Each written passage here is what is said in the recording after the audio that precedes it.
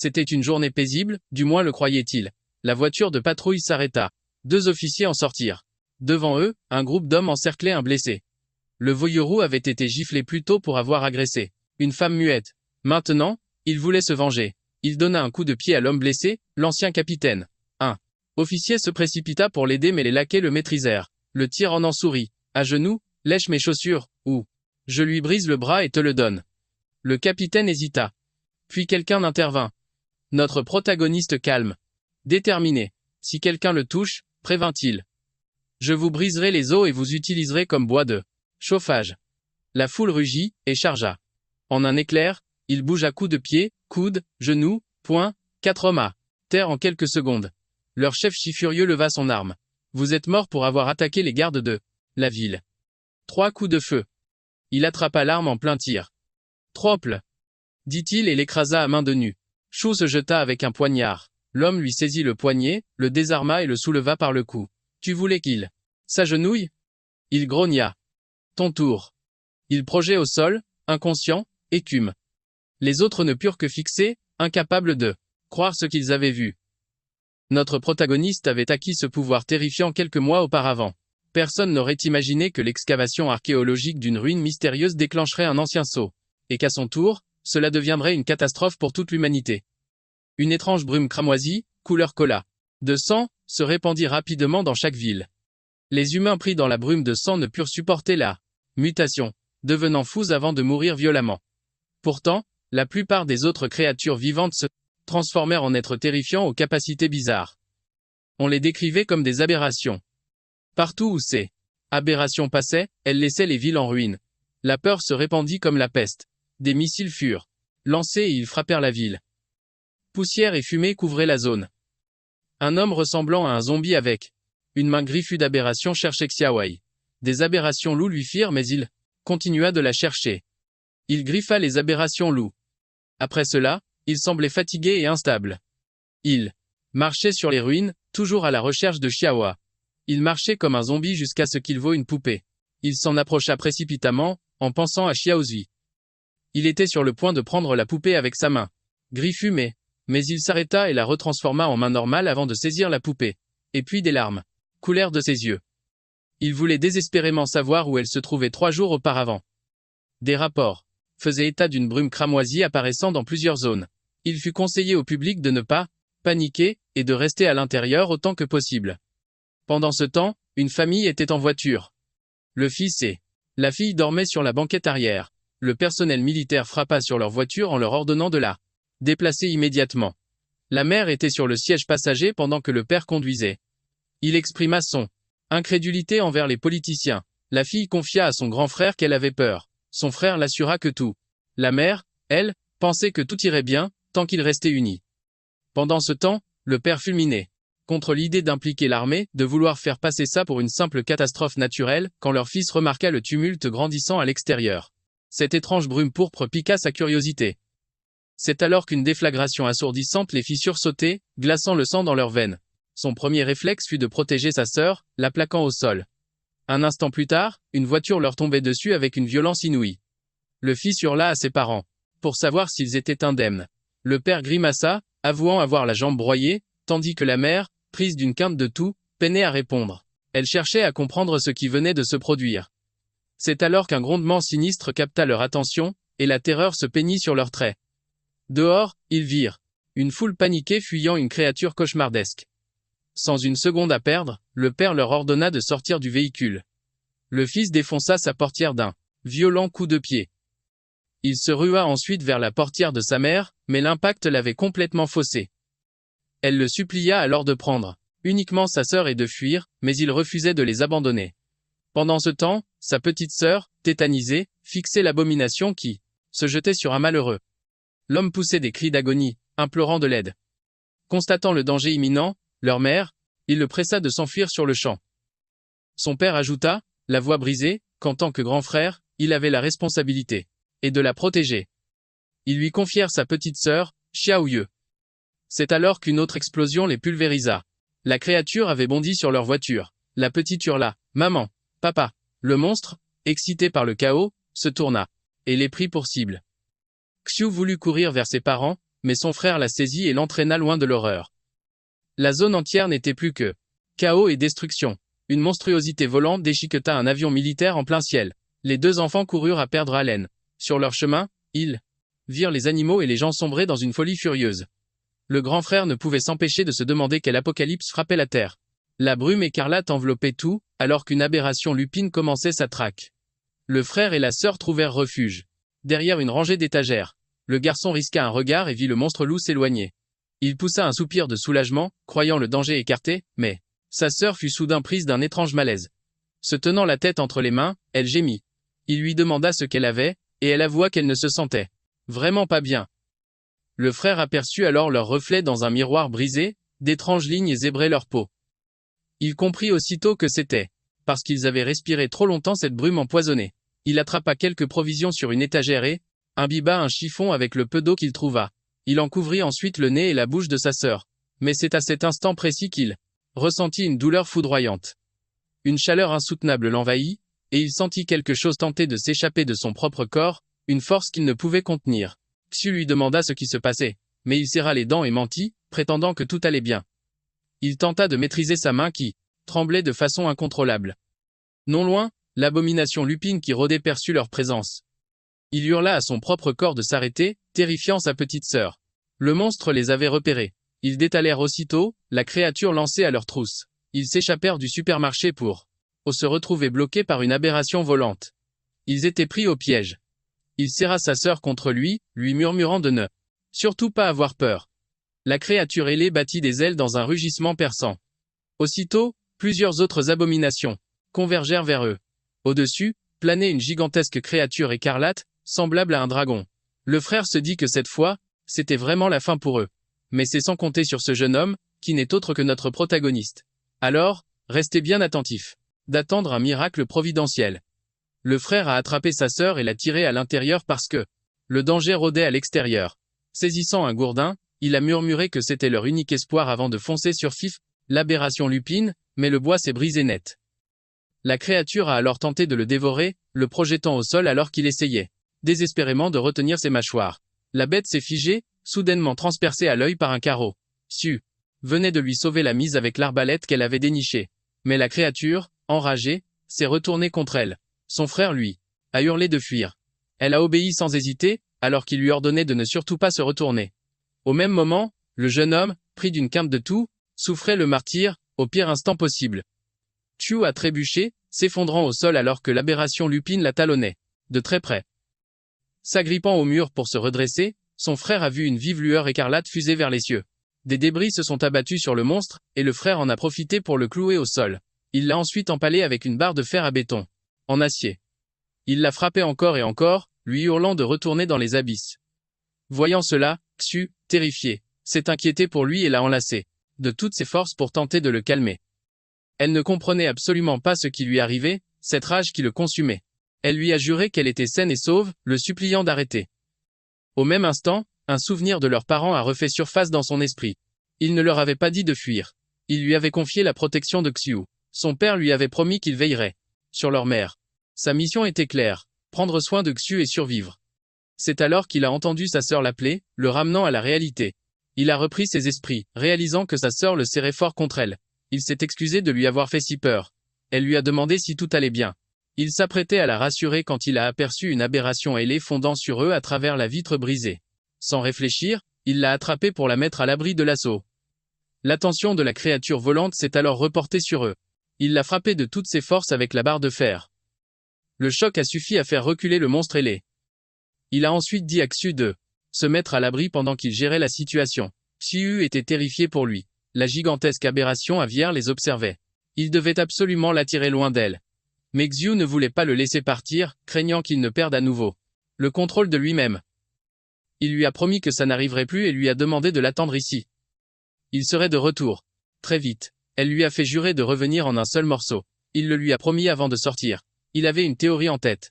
Il était persuadé que traquer ces aberrations et absorber leur énergie écarlate le rendrait plus puissant. Il espérait donc que l'énergie de cette créature géante serait immense. S'il parvenait à la vaincre, il aurait enfin assez de force pour protéger ça. Il a hurlé à la bête de crever. La gigantesque aberration l'a toisé, mais ce sont les loups qui ont chargé à sa place. C'était comme si elle le jugeait indigne de son attention. Il a balayé les loups avec sa barre de fer, se frayant un chemin vers l'aberration principale. Ses coups étaient dévastateurs, mais la meute agissait de concert. Alors qu'il venait d'en abattre un. Juste devant lui, un autre l'a attaqué par derrière, plantant ses crocs dans son bras. La douleur l'a rendu fou de rage et ses mains se sont métamorphosées en griffes. Il a déchiqueté les loups avec ses nouvelles griffes, exultant de la puissance qui déferlait en lui. Un avion passant au-dessus. D'eux a attiré l'attention de la grande aberration. Il a été déconcerté de la voir s'envoler. C'est à ce moment que le jeune homme a repris ses esprits. Et se demanda ce qui lui était arrivé. Un missile fut tiré dans sa direction et à ce moment-là, Xu sortit et demanda s'il allait bien. Il paniqua en lui criant de ne pas sortir. Puis le missile explosa. L'avion vit des survivants et atterrit pour les vérifier. Ils virent à quelqu'un d'infecté. Alors, ils le laissèrent. Au lieu de cela, ils prirent la fille. Notre protagoniste avait une vision floue mais il vit sa sœur être embarquée dans l'avion. Les militaires se dépêchèrent car les aberrations reviendraient bientôt. Il tendit sa main griffue alors que l'avion s'éloignait. Puis il perdit connaissance. Che avait les larmes aux yeux quand elle appela son frère. Elle brûlait en demandant pourquoi il ne l'avait pas sauvée. Il tendit sa main griffe vers elle mais elle avait disparu et cela le tira de son sommeil. Il fit le même rêve à nouveau. Cela faisait 6 mois, et il la cherchait toujours. Il était juste content de ne pas avoir été exposé pendant son sommeil. Il sortit du bâtiment avec une mitraillette à la main. Quand Zo fut emmené par ses gens, il chercha dans chaque abri local. Mais il n'y avait aucun signe d'elle. Pour retrouver sa sœur, il rejoignit la patrouille frontalière, l'unité la moins bien classée de l'armée, et devint un soldat de bas rang. Dans un monde chaotique comme celui-là, seule l'armée a l'autorisation de recueillir des informations et de voyager librement. Il arriva au poste frontière de la ville de Shizi. Il salua le capitaine de l'équipe de patrouille de Shiz et à Jun et s'excusa d'être arrivé en retard. Jun lui donna un coup de pied. Il était agacé qu'il se soit encore relâché et soit arrivé en retard pour sa garde. Il grimpa une haute échelle tandis qu'il entendait quelqu'un lui dire que quand les gros bonnets arriveraient, il pourrait enfin être libéré. Puis Jun le prévint que si gâchait tout, il ferait de sa vie un enfer. Il y a 6 mois, la brume cramoisie éclata. La plupart des villes tombèrent en ruine et devinrent des habitats pour les aberrations. Avec la brume cramoisie, une mystérieuse flèche cramoisie apparut également. Les humains survivants ne peuvent que subsister dans les zones frontalières, loin de la flèche et de la brume cramoisie. Alors qu'il observait la ville tomber d'une zone élevée, cela le fit se demander si la grande aberration était toujours la basse. Jean dit que l'unité d'intervention spéciale était là, donc il n'avait qu'à faire semblant, et même s'il ne pouvait pas tenir la ligne, une bande de troufions comme eux ne pouvait rien y faire non plus. Il parlait de la célèbre unité d'intervention spéciale. Alors l'homme lui demanda pourquoi il pensait qu'il tomberait alors que l'unité avait écrasé des aberrations tout le long du chemin. Pendant ce temps, notre protagoniste était assis là sur la falaise, détestant toujours l'odeur de la brume cramoisie. Le brouillard fait ressortir la soif de sang primale d'une créature et les pousse à s'attaquer mutuellement. Puis il vit la brume cramoisie se séparer. Il réalisa que quelque chose chargeait vers. Et un soldat remarqua aussi que quelque chose n'allait pas. Alors, ils le signalèrent au capitaine. Le capitaine le réprimanda pour avoir fait des histoires. Puis ils virent la brume cramoisie déferler vers eux et l'unité d'intervention spéciale courait vers eux. Ils demandèrent ce qui s'était passé mais ces hommes leur crièrent de Condé fils de Condéma. Reculez. Le capitaine ordonna à tous de se replier. Les hommes de l'unité spéciale furent engloutis par la brume cramoisie. Puis le capitaine hurla fort car ses vêtements étaient coincés. Une aberration ressemblant à un dragon avait cesserie. Il pensa que c'était la fin pour lui. Notre protagoniste entendit leurs cris depuis la falaise. Il sauta. Immédiatement. Il atterrit sur l'aberration et l'écrasa. L'autre tourna son attention vers l'agitation. Les mains se transformèrent à nouveau. L'autre aberration tenta de le manger, mais il arracha sa tête du corps. Puis, il en absorba une énergie rouge. Après avoir absorbé cela, il se sentit un peu plus fort. Il fut intrigué par ce qui se passerait s'il en absorbait quelques autres. Ces aberrations l'entouraient, alors ses attentes augmentèrent. Mais avant qu'il ne puisse faire quoi que ce soit, ces aberrations furent frappées par une puissante énergie. Laser. Il se demanda qui était là. Une femme aux cheveux argentés fut surprise de le voir. C'était la capitaine du détachement sans gardant sang lui. Il reconnut immédiatement que c'était quelqu'un de l'unité d'intervention spéciale. Il savait que ce n'était pas bon pour lui. Il devait se retransformer rapidement. Ruiz ordonna à l'unité de ne laisser personne en vie. Ces hommes l'encerclèrent. Il leva les bras et leur dit de ne pas tirer. Il expliqua qu'il était le soldat Yann de l'équipe de patrouille. À 12 rennes, les hommes tirèrent. Leur cible était l'aberration. Derrière lui, l'équipe de l'unité d'intervention spéciale confirma que la cible avait été éliminée. Ruiz s'avança et lui demanda où était son arme. Il savait qu'il était fichu. Avant que ne puisse répondre, l'homme de l'équipe d'intervention spéciale reçut l'ordre pour toutes les unités de se retirer du poste avancé vers la ligne défensive temporaire et personne n'était autorisé à entrer sans la permission de l'officier Song. À l'intérieur de la tente, Ruiz reçut un rapport indiquant 37 victimes au poste avancé du secteur. Parmi elles, 2 provenaient de l'Escassan de Braise, de l'unité d'intervention spéciale et 30 de l'équipe de patrouille. Cela conclut un rapport de victime pour l'incident. Au dû demander pourquoi il était détenu, il affirma qu'il était aussi une victime. Ruiz lui lut qu'à 17-3, il avait quitté son poste sans autorisation pendant 2 heures. Peu après son retour, l'émeute de la brume, un cramoisi s'était produite. Elle lui donna la chance de s'expliquer. Il devait trouver un moyen de s'en sortir. Par la parole. Il bégaya d'abord puis expliqua qu'il avait fait une sieste dans les ruines voisines mais avait informé leur capitaine. Son coéquipier dit qu'il est en retard à chaque mission et le capitaine laisse toujours passer. Sera l'agacé. Il le menaça du regard que s'il continuait à débiter des bêtises, il le tuerait. L'homme le prévint de ne pas piéger le capitaine. Ruiz réalisa que leur équipe de patrouille avait pas mal de problèmes. Comme s'il sentait qu'on parlait de lui, Jun éternua. Il était enveloppé de bandages sur tout le corps, mais le médecin assura qu'il n'allait pas mourir. Tous ses tests étaient aux revenus plutôt normaux, mais le membre de l'équipe à côté de lui doutait que cela puisse vraiment être considéré comme normal. De retour dans la tente, Ruiz eut le dossier qui disait qu'il n'avait passé l'entraînement de base que 3 mois auparavant. Lors de la dernière bataille, même l'unité d'intervention spéciale avait perdu 2 personnes. Pourtant, Ao avait réussi à survivre. Ao répondit qu'il avait peur de mourir et qu'il était dans une équipe d'athlétisme à l'école. Donc, il était plus rapide que la plupart. Il affirma que quand il avait vu la brume cramoisie arriver, il avait couru. Elle demanda pourquoi il rejoindrait l'armée s'il avait peur de mourir. Elle demanda s'il avait un autre objectif. Pendant les 6 mois où il avait cherché Yu, il avait constamment tué et absorbé des aberrations de bas niveau. Il avait progressivement appris à contrôler ses transformations entre formes de bête et forme humaine. Pendant 6 mois, il avait évité les gens comme un loup solitaire. Il utilisa la méthode la plus primitive pour fouiller chaque ruine, visitant chaque colonie humaine. En tant que soldat, Rui le traita de lâche qui s'accroche à la vie. Elle était furieuse qu'il ait abandonné son poste et retenu des informations. Elle s'attendait à ce qu'il connaisse les conséquences. Il demanda si elle allait l'exécuter. Elle lui murmura à l'oreille demandant ce qui se passait avec ses mains. Cela confirma qu'elle l'avait vu. Elle demanda pourquoi il mentirait et quel était son véritable objectif. Leur conversation fut interrompue quand le sol trembla. Elle pensa que c'était un tremblement de terre, mais connaissait bien cette sensation. Il se leva et lui dit de courir. C'était une horde d'abrasions qui approchait. Elle fut agacée qu'il essaie de s'enfuir devant elle. C'était comme si elle n'était même pas là. Alors elle le maîtrisa. Les hommes avec elle eurent peur qu'elle ne perde la tête. Ils lui dirent d'y aller doucement car le sol, il allait s'effondrer, et ce fut le cas. Ils tombèrent dans une zone sombre. Ils étaient maintenant sous terre. Il faisait trop sombre. Alors, Rui ordonna d'allumer les lumières. L'homme traita Ao de catastrophe ambulante. Rien de bon arrive quand il était là. Il répondit qu'il devrait se plaindre après s'en être sorti vivant. L'homme doutait qu'il puisse vraiment sortir. Ils allumèrent le bâton lumineux. Ils virent que la zone était comme un labyrinthe, creusé par une aberration. Rui leur ordonna de rester calmes et de vérifier leurs armes aussi de maintenir leur formation et de couvrir leurs arrières. Il y eut une rafale de vent. Cela attira l'attention de Ao. L'homme à côté d'eux. Il lui demanda pourquoi il avait jeté un coup d'œil là. Il répondit qu'il avait entendu du vent. L'homme pensa immédiatement que c'était une sortie. Alors il alla vérifier. L'homme rapporta joyeusement qu'il y avait bien une.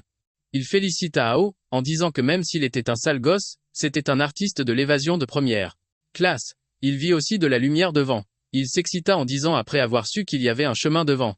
Il ne remarqua pas qu'une aberration rampait derrière lui. Rui lui cria de se baisser. Elle tira et décapita. Monstre! Le fluide vert faillit le toucher. Le fluide de ses coléoptères était corrosif. Puis elle réprimanda l'homme, en lui disant de ne pas agir sans ses ordres. Elle reconnut qu'Ao évitait les risques. Elle lui dit qu'une fois sorti, il devrait tout expliquer. Ao se demanda ce qu'elle tramait. Elle connaissait son secret, et ne l'avait pas encore dénoncé. Puis ils entendirent un son. Ils purent dire que quelque chose arrivait. C'était une horde d'abrasions. De multiples créatures grouillantes jaillirent des crevasses. Ils étaient clairement dans le pétrin. Ces bestioles se mirent à ramper dans leur direction. Ils ouvrirent le feu tout en battant en retraite. Mais soudain, Ao perçut une présence. Ruiz, le remarquant, lui hurla de ne pas stopper sa course et de continuer d'avancer, mais il constata que les créatures s'étaient immobilisées. C'est alors que les autres soldats aperçurent quelque chose droit devant. Face à eux se dressait une aberration titanesque. Ils l'identifièrent comme une classe dominatrice, une créature qui avait absorbé la brume écarlate et la transformait en pure énergie. Ao les prévint de rester sur leur garde, car cette chose était d'un tout autre calibre. Ruiz fit feu sur elle. Au même instant, la bête déchaîna son énergie. Elle fut touchée, mais lorsque Ruiz vit le rayon d'énergie foncer sur elle, elle resta pétrifiée. Par chance, notre héros intercepta l'attaque avec sa main métamorphosée. Elle n'en crut pas ses yeux. Il lui assura que s'il s'en sortait vivant, il lui donnerait toutes les explications. Puis, il métamorphosa également son autre main. L'inquiétude la gagna, car même son propre tir n'avait eu aucun effet. Elle se demanda s'il avait réellement une chance. Elle lui lança un sois prudent. Il acquiesça d'un signe de tête avant de foncer. Cette aberration de classe dominatrice lui remémora l'aberration qu'il avait déjà affrontée. Les monstres étaient classés par rang. Éclaireur, limier, dominatrice, colosse, et jusqu'à la classe catastrophe. Il se mit à imaginer à quel point sa propre puissance augmenterait, une fois qu'il l'aurait absorbée. Après avoir porté son premier coup, il constata sa robustesse incroyable.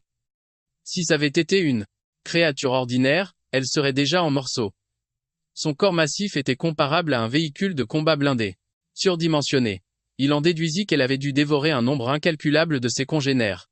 La bête l'attaqua, mais il esquiva avec agilité. Il se fit même la remarque qu'elle était d'une lenteur pathétique. Il se demanda si elle avait concentré toutes ses améliorations sur la défense, ce qui n'en faisait qu'une cible géante et lente. Pendant ce temps, les deux autres soldats continuaient de tirer, mais l'un d'eux n'en revenait pas. Ce type, qui d'habitude détale plus vite que n'importe qui, celui qui a la trouille de sa vie à la moindre occasion. Ça les a poussés à se demander qui était réellement ce Yann Trulli.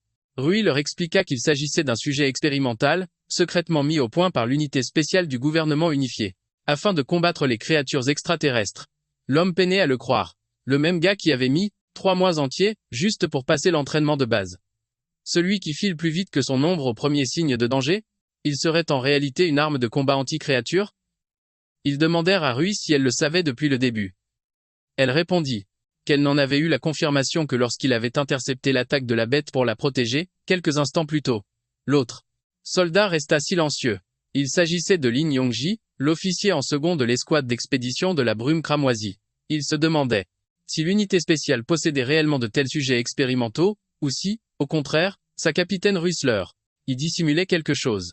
Elle expliqua alors qu'il s'était échappé du laboratoire et que personne ne s'attendait à ce qu'il s'infiltre au sein de la patrouille frontalière. L'homme demanda alors si le récent incident de l'éruption de la brume cramoisie était de son fait.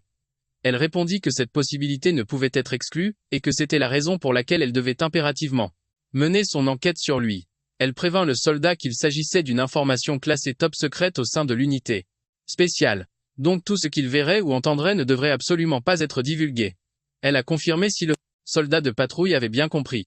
Il a répondu oui. La grande aberration a de nouveau accumulé de l'énergie dans sa gueule, puis elle a libéré l'énergie condensée sous forme d'orbe et ça ce n'était pas bon du tout. Il a dit 3 d'esquiver, ça a frappé le sol. Rue a pu l'éviter. Le soldat de patrouille anonyme a été surpris qu'il soit en vie. Yang-ji l'avait attrapé pour l'aider à esquiver plus tôt. Puis ce patrouilleur a vu que sa jambe était blessée. Yang-ji l'a assuré qu'il ne mourrait pas. Il n'arrivait pas à croire qu'un homme d'une unité d'opération spéciale ferait cela pour une personne de si basse condition qui n'était qu'un simple soldat.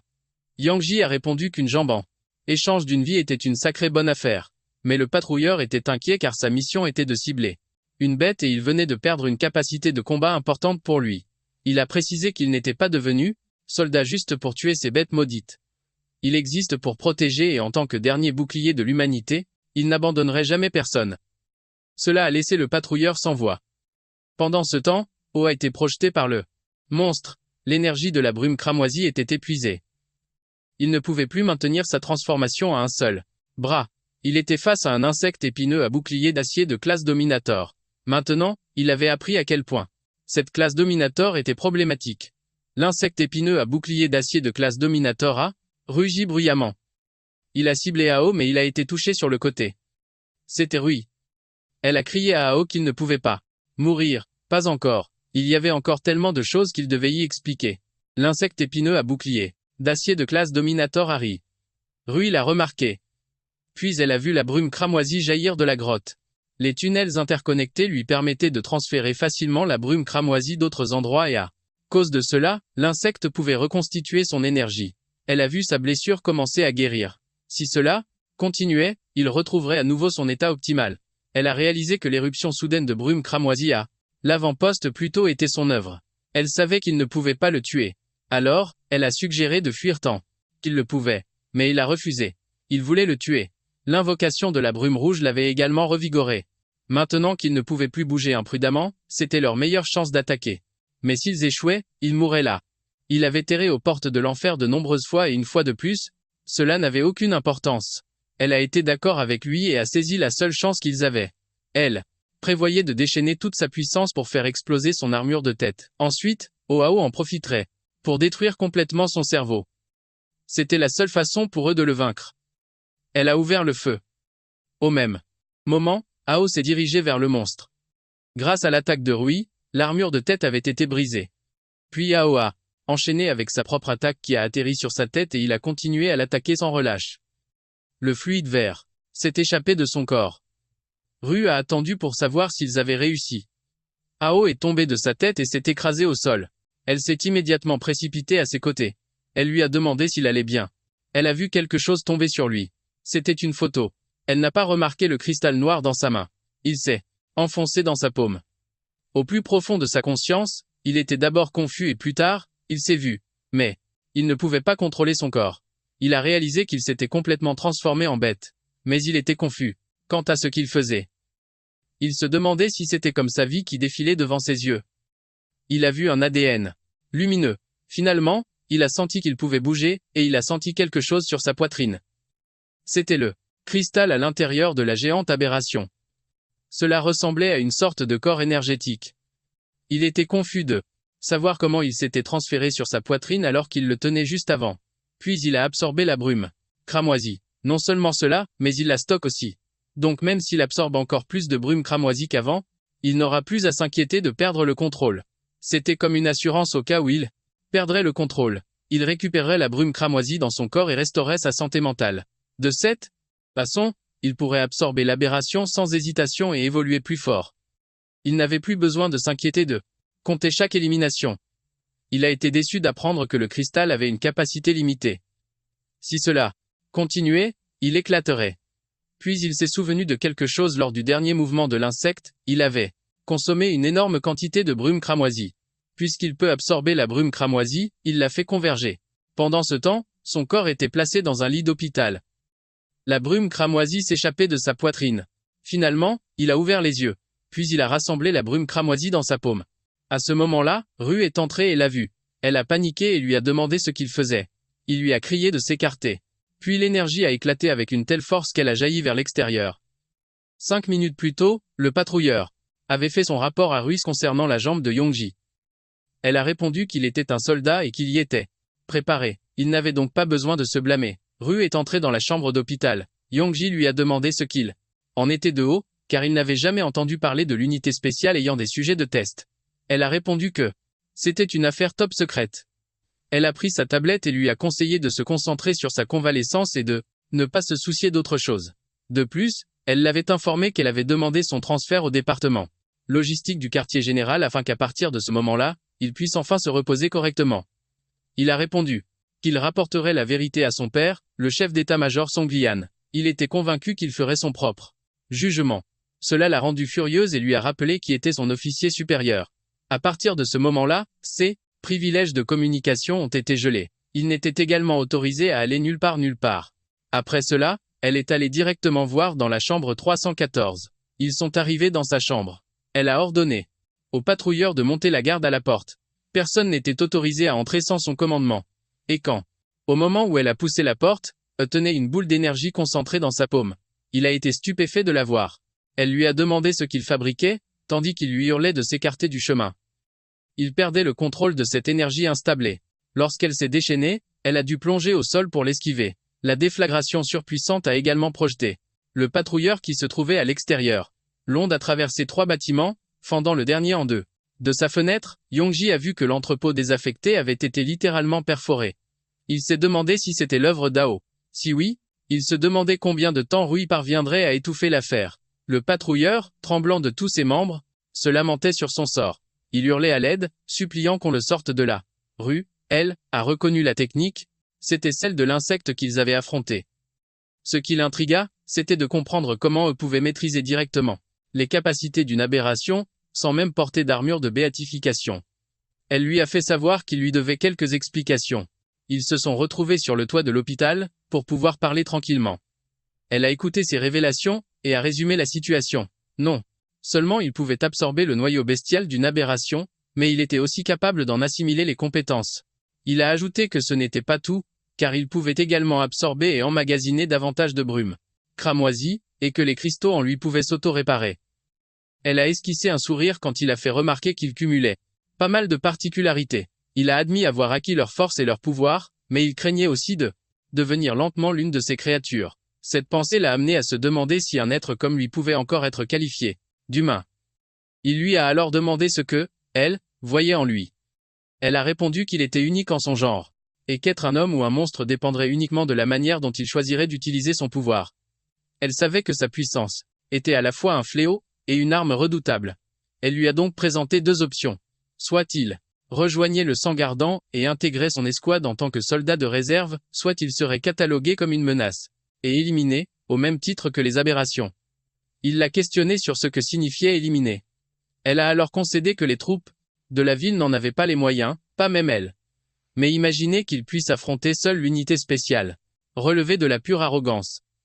Elle a insisté sur les avantages de rejoindre son escouade, un statut, des informations et des ressources, ajoutant qu'elle se chargerait personnellement de tous les ennuis qui pourraient lui tomber dessus. Il était amusé qu'elle soit prête à prendre sous son aile un individu aussi instable que lui, qu'elle venait à peine de rencontrer et dont le pouvoir était totalement hors de contrôle.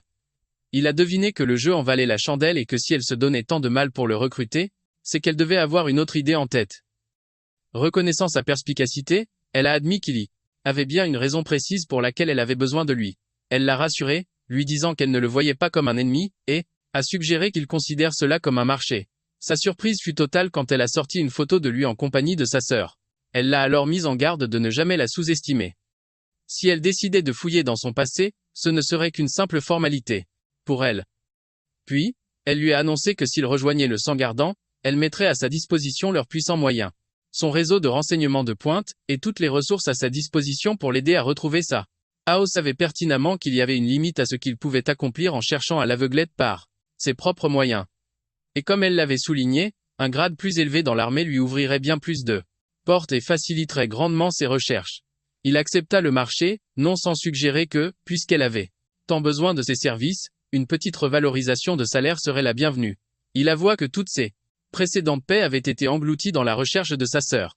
En tant que capitaine des Sangs Ardents, elle approuva sa demande, le nommant soldat de réserve des Sangs Ardents avec une solde et des avantages au plus haut échelon. Puis, elle lui ordonna de déguerpir pour s'occuper de la paperasse.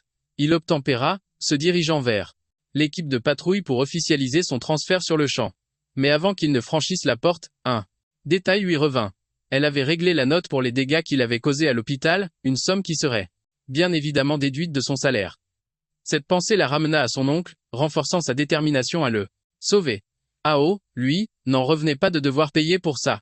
Pendant ce temps, Rue était persuadé qu'il détenait la clé pour ramener une créature hors norme à son humanité.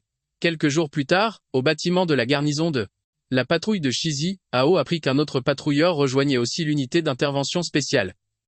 Ce dernier se gargarisait du fait que le capitaine et l'adjoint Yongji le tenaient en haute estime. Même affecté à la logistique, il était certain qu'il finirait par collaborer. Ao ne se rappelait même pas du nom de ce type. Il ne l'avait jamais vraiment calculé. Soudain, le fanfaron aperçut le capitaine Jun, qui semblait en piteux état. Ao tourna la tête. Jun avait le bras droit et la jambe gauche dans le plâtre. Le colosse se rappela l'avoir giflé pour une femme muette. Et voilà maintenant Jun, tel un chien battu, suppliant l'équipe de défense de la ville pour obtenir la pension d'un de ses hommes. C'est alors que Janshi, le capitaine de l'équipe de défense de Kishi, lui balança un coup de pied. Le patrouilleur qui accompagnait Ao, fou de rage, se jeta sur eux mais fut aussitôt neutralisé par deux hommes. Il hurlait qu'on lâche son capitaine. Shi attrapa la mâchoire de Jun, lui cracha au visage, et exigea qu'il se mette à genoux pour lécher la crasse de ses bottes. Sinon, il en réduirait le bras du gamin en miettes pour lui en faire une béquille. Jun serra les dents, prêt à s'exécuter. Mais Ao le retint. Pas la peine de t'humilier pour ça, lui dit-il. Jun, stupéfait de le voir, n'en croyait pas ses yeux. Ao lui rappela qu'il lui avait été d'une grande aide par le passé, c'était à son tour de lui. Il renvoyait l'ascenseur. Il fit savoir à la cantonade que si quiconque osait toucher à un seul cheveu du capitaine, il se chargerait personnellement de les transformer en pièces détachées pour le chauffage. La menace mit le feu aux poudres. Tous se ruèrent sur lui, criant qu'il cherchait les ennuis. Ao esquiva leur charge désordonnée. Dans un mouvement fluide, il faucha le premier d'un coup de pied, brisa la garde du deuxième d'un coup de coude. En un instant, les 4 étaient à terre. Puis le gars derrière Shi a crié que leur capitaine était un guerrier de... Ils lui ont dit qu'il serait mort pour les avoir attaqués. Au fond de lui, Shi était surpris qu'il ait mis ses hommes à terre, en seulement 4 secondes. Cela le faisait se demander comment il était si rapide. Shi a pointé son arme sur Ao. Il ne pouvait pas croire que cette racaille de l'équipe de patrouille osait s'opposer à la garde de la ville. Il a tiré 3 balles sur lui. Puis Zhao a attrapé l'arme tout en lui disant la vitesse à laquelle il avait tiré. C'était bien trop lent. Puis Ao a écrasé l'arme dans ses mains. Il lui a dit que sa vitesse n'était même pas 1% de celle de Rui. Chu est devenu furieux et a sorti un poignard mais Ao lui a attrapé la main, il a jeté l'arme et a saisi Char par le cou. Il s'est souvenu que le gars voulait que le capitaine s'agenouille. Il a resserré sa prise. Ce qui a fait paniquer Sheu l'a fusillé du regard et lui a dit que c'était son tour. Puis il a tabassé ce type au sol, le laissant inconscient et la bouche écumante. Les autres hommes n'arrivaient pas à croire qu'il avait esquivé une balle et écrasé un pistolet de série à main nue. Au fond de lui, O a réalisé que la force physique améliorée par le corps de bête dépassait ses attentes. Les membres de l'équipe de défense l'ont traité de monstre, puis ils se sont enfuis. Il a ramassé la béquille, puis le patrouilleur s'est approché de lui, il lui a dit qu'il était comme un dieu de la guerre. Il lui a demandé s'il allait bien. Il a répondu que son corps pouvait encaisser les coups. Ao a donné la béquille à Jun. Il l'a remercié mais Ao a répondu qu'il n'avait rien à le remercier, car il avait toujours pris soin de lui. Le défendre était la seule chose qu'il pouvait faire. Mais Jun s'est inquiété que l'équipe de défense de la ville ne vienne lui chercher des ennuis. Le patrouilleur lui a dit qu'il n'avait rien à craindre car, et lui était devenu membre de l'unité d'intervention spéciale. Donc l'équipe de défense de la ville n'oserait rien leur faire. Cette nuit-là à Chichi City, unité d'intervention spéciale base, temporaire, Rue a demandé si toute la paperasse de transfert était faite. Il a répondu oui, puis elle l'a informé qu'elle avait envoyé sa candidature pour rejoindre l'équipe au quartier général et que le quartier général l'avait approuvé. Il a été impressionné par leur efficacité. Il a demandé si cela signifiait qu'il était devenu un membre officiel, et lui a dit de ne pas se précipiter, car la prochaine étape était la vraie étape. Il devait partir immédiatement pour le quartier général de Heng, afin de participer à l'évaluation d'entrée pour la division de combat de l'unité d'intervention spéciale. Elle croyait qu'avec sa force, réussir ne serait pas un problème. Musique. Il était confiant qu'il établirait même un nouveau record. À Yusheng, le véhicule blindé a fait son chemin. Rui a informé Rao que Yusheng était la capitale de l'unité spéciale. Le quartier général du sang ardent s'y trouvait également. A avait entendu dire que le rang minimum pour un membre officiel du sang ardent était un guerrier de rang D. Il a demandé comment ces rangs étaient déterminés. Il a pointé du doigt le patrouilleur anonyme à côté de lui et a dit qu'il était faible. Alors il ne pouvait pas croire qu'il passait l'évaluation du sang ardent. Le patrouilleur anonyme a répondu qu'il pouvait encaisser les coups. Ruiz a précisé qu'il rejoignait l'équipe logistique, pas l'équipe de combat. Donc il n'avait pas besoin de passer l'évaluation de combat. Le patrouilleur anonyme l'a informé que l'équipe logistique combattait juste à côté de l'équipe de combat. Donc plus tard, pourrait avoir à compter sur lui. Puisqu'ils avaient trop beaucoup de temps pendant le trajet, Rue a voulu partager quelques informations. Elle a expliqué que les personnes comme elle, capables d'utiliser certaines capacités spéciales, étaient collectivement connues sous le nom de guerriers. La puissance de combat d'un guerrier était divisée en 6 rangs. SA, B, C, D et E. Le quartier général de l'unité d'intervention spéciale dispose d'un système de classement spécial. Les bases qu'ils examinent sont la force physique et l'endurance. Quant aux aberrations, elles sont classées du plus faible au plus fort. Les 5 classes étaient classe éclaireur, classe lignée, classe seigneur, classe béote et classe calamité. Dans des circonstances normales, un guerrier de rang E peut vaincre une aberration de classe éclaireur. Selon la même logique, les guerriers de rang D pouvaient gérer une aberration de classe lignée. Les guerriers de rang C et BIS, un débrouillé contre une aberration de classe seigneur, et un guerrier de rang avait géré une aberration de classe B. Émote, et seul le guerrier de rang S pouvait gérer une aberration de classe calamité. En plus de cela, l'affinité avec un noyau de bête affecte également le rang. Hao a posé des questions sur l'affinité du noyau de bête. Elle a expliqué que dans le monde actuel, seules les aberrations qui ont muté à partir de la brume cramoisie possèdent des capacités spéciales. Les guerriers humains, en revanche, pouvaient éveiller des capacités spéciales quand s'accorde au noyau de bête d'une aberration par l'armement du noyau de bête. Ainsi, des éléments comme sa condition physique, son talent, et même sa chance affectent tous son affinité avec le noyau de bête. Plus son affinité est bonne, plus la qualité et le nombre de capacités qu'il peut éveiller sont élevés. S'il ne peut pas s'accorder à un noyau de bête, le rang le plus élevé qu'il puisse atteindre est le rang E. Le camion militaire s'était arrêté. Un membre de l'équipe de défense de la ville les a informés que la rue était fermée en raison de la circulation.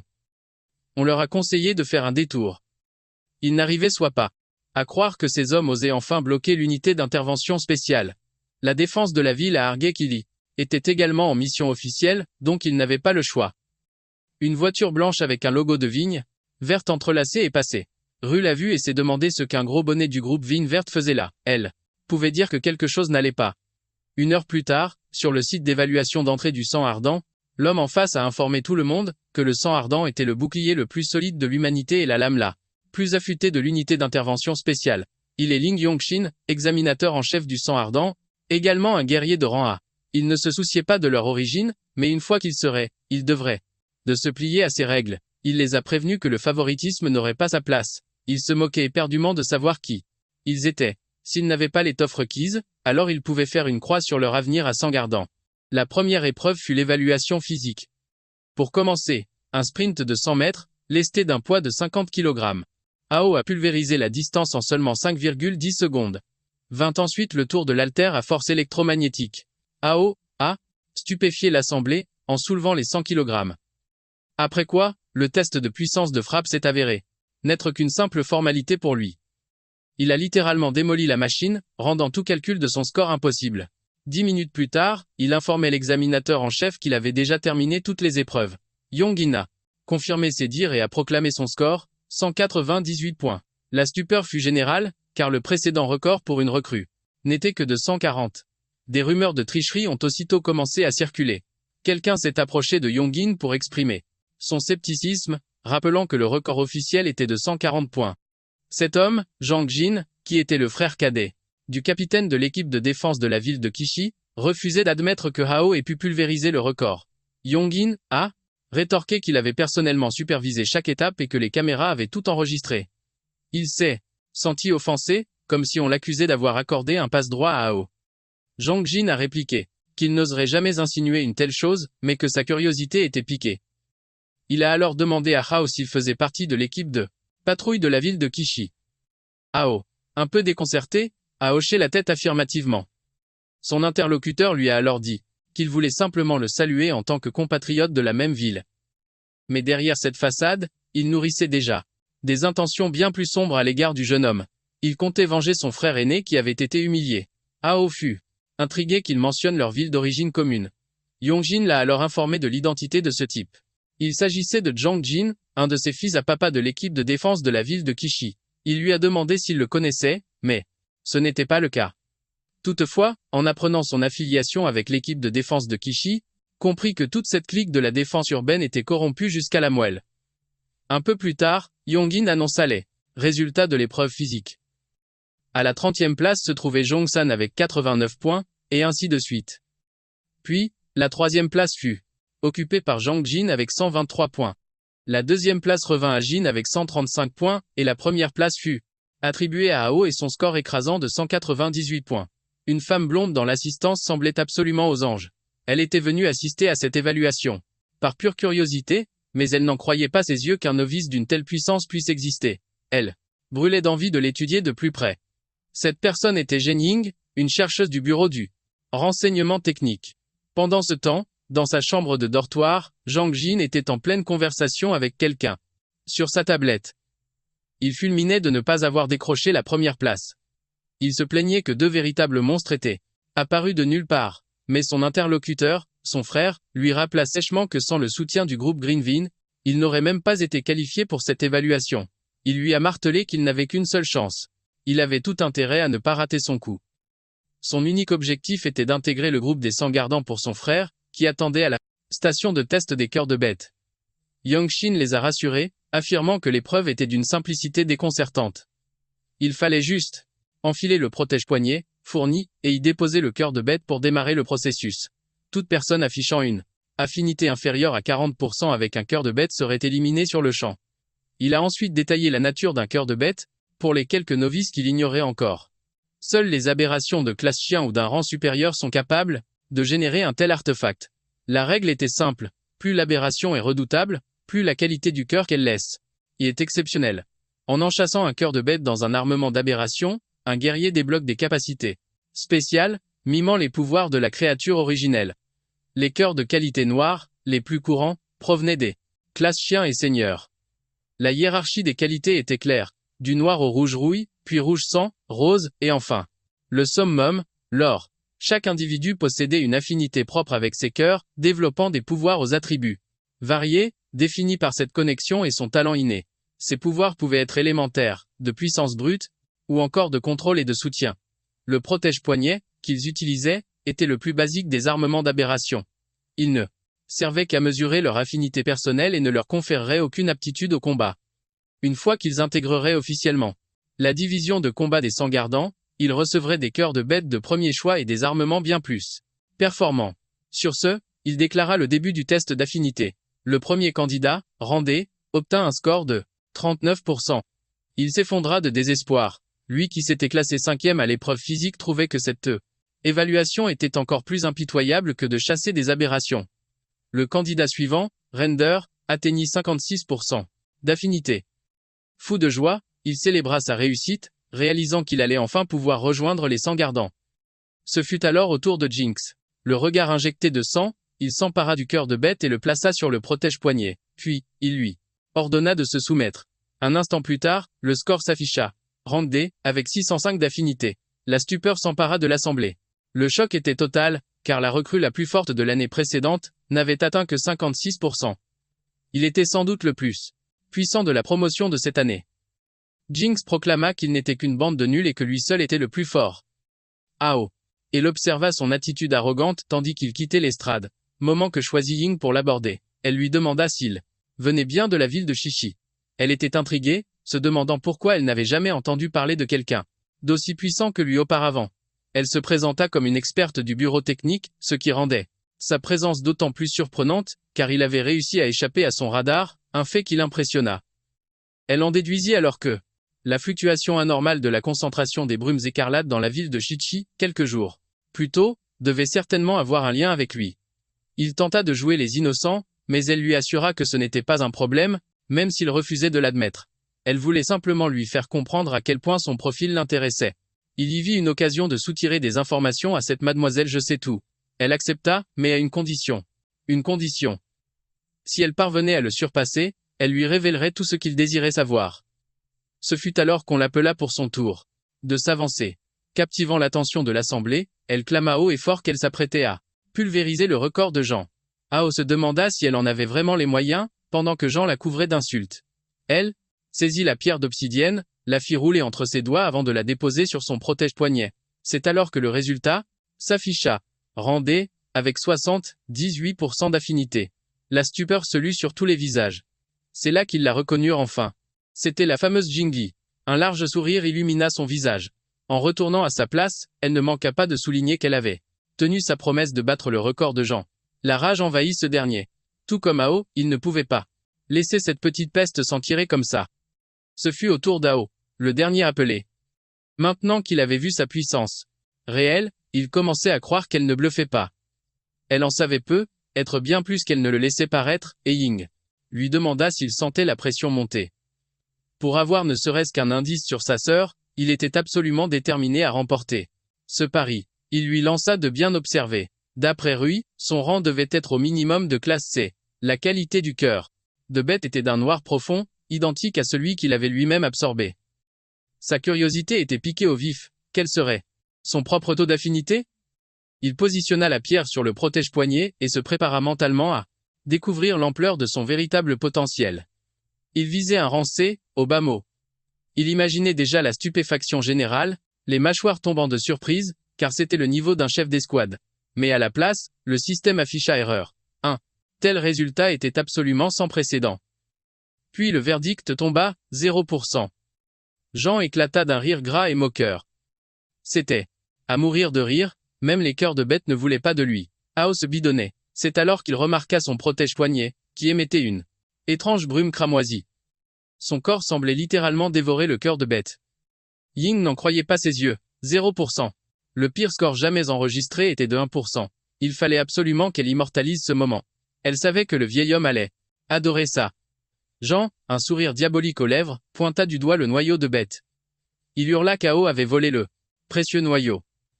Sur le champ, Yongshin ordonna à Ao de lever la main afin qu'il puisse inspecter son protège-poignet et le fameux noyau. Mais il avait disparu. D'une voix glaciale, il demanda où il était passé, exigeant une explication. Ao répondit qu'il n'en avait aucune idée. Un profond malaise l'envahit. Il devait trouver une excuse, et vite, sinon, il allait finir à coup sûr comme un rat de laboratoire. Il décida de tenter le tout pour le tout. Il fit passer sa bestialisation pour une capacité spéciale activée par le noyau. Pour preuve, il leur montra ses mains qui se muaient en griffes. Jean resta bouche bée.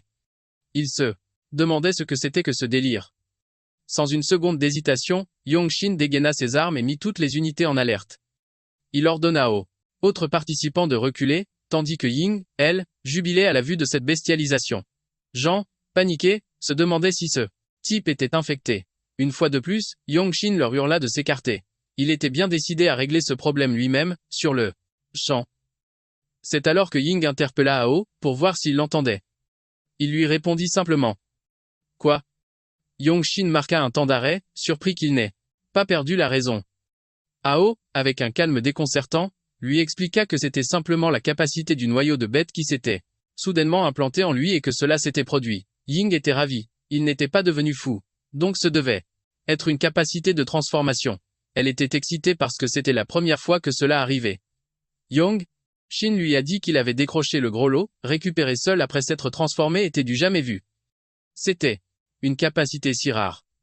Cela a rendu Ao curieux de savoir qui était vraiment Ying car elle en savait tellement. Elle a souri et a répondu qu'elle était celle qui savait tout. Yongshan a révélé qu'elle était une candidate brillante pour le poste et aussi une chercheuse senior au bureau du renseignement technique. Son père, le Major General Jin Onsheng, était en charge de tout le département de recherche et développement technologique. Elle était agacée qu'il ait divulgué les secrets ruinant son aura mystérieuse. Yongin a clos la conversation demandant à Ao de remettre le noyau de bête. Il était dans l'embarras. Il a admis ne pas vouloir le garder mais la chose s'était fixée à son corps et ne voulait plus le quitter. Jean a entendu cela. Il a aussitôt pensé à le signaler aux gens de Greenville. Cela faisait de Ao le sujet de test idéal. À la radiologie, Ao fut scanné. Les chercheurs ne pouvaient à croire qu'un noyau de bête ait poussé sur le corps d'une personne. Et puisque le noyau de bête avait fusionné avec son corps, il ne pouvait être retiré aisément. Ils ont demandé au directeur Jean son avis. Il a répondu que cela méritait d'être recherché. Il sentait qu'il y avait d'autres secrets. Le major Général Jin Enching était le directeur adjoint du bureau du renseignement technique. Deux hommes sont entrés. S'informant de la situation et des antécédents du jeune, il a demandé si le sang ardent comptait toujours respecter les règles et refusait quiconque avec moins de 40% de compatibilité. Song Lian, le lieutenant général, chef d'état-major de l'unité de réponse spéciale, lui a dit de cesser d'être mystérieux et de révéler la situation. Ying dirigeait l'équipe, ayant développé l'équipement de test avec Greenwine. Il savait mieux que quiconque que c'était zéro. Ying a dit à son père de se dépêcher de révéler la vérité. Le suspense l'a tué. Elle a demandé ce qu'il en était de Ao. Il a révélé que les lectures de la machine étaient devenues folles. La compatibilité était inédite. Elle dépassait le maximum théorique de 100%. Léon a ordonné à Yongshin de le suivre sur le champ. Pendant ce temps, dans la machine, Ao a remarqué que le noyau de bête était passé du noir au rouge. Il se demandait si c'était dû à l'absorption du petit noyau de bête. Avant, absorber le noyau de bête d'aberration de classe suzerain lui avait permis de voler sa capacité et activer le noyau de cristal en lui.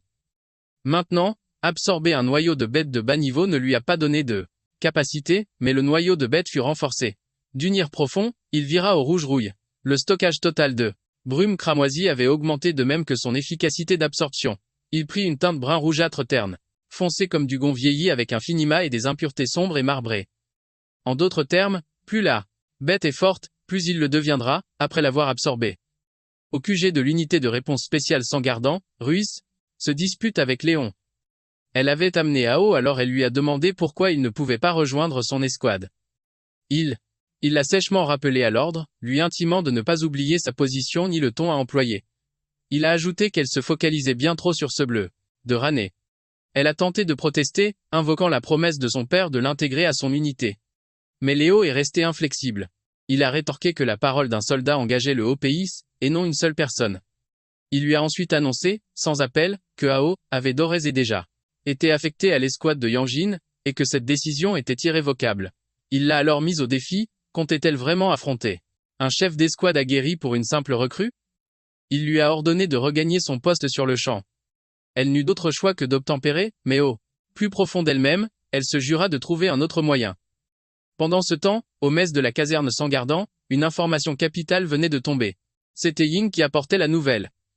Elle a révélé que le nid récemment repéré entre Lake City et Redstone City allait faire l'objet d'une mission d'exploration, menée par des recrues. Elle a précisé avoir soumis une requête auprès de l'instructeur Young Sinin pour pouvoir y participer. C'est ainsi que Yano, classé rang C, fut officiellement affecté à l'unité d'intervention spéciale sang ardent, sous le commandement de Yang Shin. Peu après, ce dernier les a réunis pour le briefing. La mission consistait à investiguer et à évaluer le niveau de danger. Il a insisté sur la nécessité de rester sur leur garde. Bien qu'identifiée comme un simple nid, la brume cramoisie aurait pu altérer la menace. Ying, chercheuse senior du bureau de renseignement technique, s'est également jointe à l'escouade de Yangin.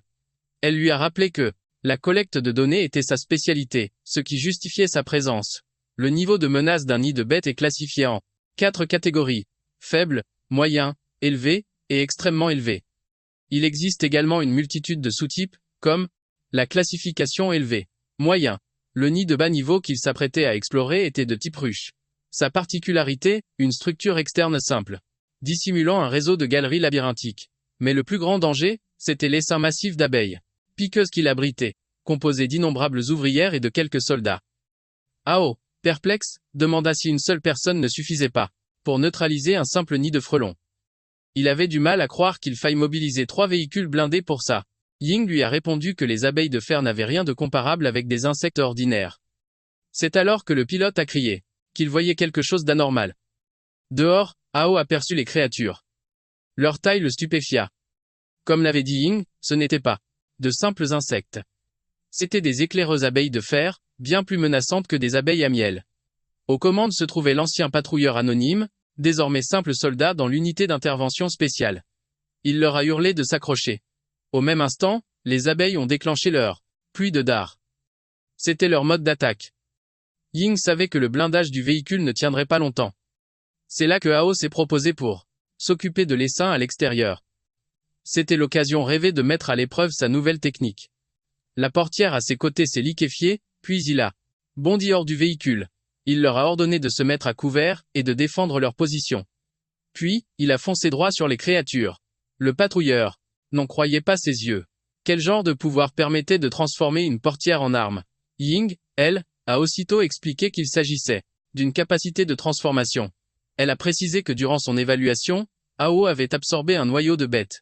Mais à l'époque, sa faculté se limitait à son propre corps. Elle ne s'imaginait pas un seul instant qu'il pût désormais étendre ce pouvoir aux objets inanimés. L'idée qu'il puisse métamorphoser n'importe quoi en arme l'excitait au plus haut point. Il fallait absolument enregistrer ces données de combat pour les analyser en détail à leur retour. C'est à cet instant qu'un projectile a fusé en direction de Ao. La substance verte a transpercé son bras. Cette aberration était plus forte que les autres car elle pouvait percer ses défenses. Il devait trouver l'origine du tir sinon il serait épuisé tôt ou tard. Il leur a dit qu'il y avait un autre ennemi, mais sa position était inconnue. Il leur a conseillé d'être prudents et de se cacher. Ils se sont abrités derrière un rocher. Un membre de l'unité de réponse spéciale est parti, disant que les abeilles de fer craignaient sous le feu. Ying lui a crié de ne pas sortir. Dès qu'il a agi, il fut touché par les pointes vertes. Puis, le feu l'a englouti. Ao a demandé à Ying d'où venaient bon à ses pointes. Elle a vu que c'était une abeille reine de classe. Chien. Son dard caudal contient un venin qui corrode les armures de Rancé et moins. Elle ne pouvait croire qu'il y ait foin. Est une classe chien. L'info était fausse. Ce n'était pas un nid de bas niveau.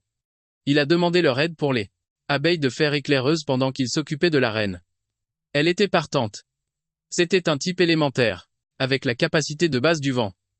Elle a déchaîné une tempête et la rafale a emporté les abeilles de fer. L'abeille reine s'est montrée. Ao a enfin compris. C'était une énorme abeille menaçante. Il a tordu la porte, la façonnant en lança. Et double lame. Puis il s'est préparé à attaquer.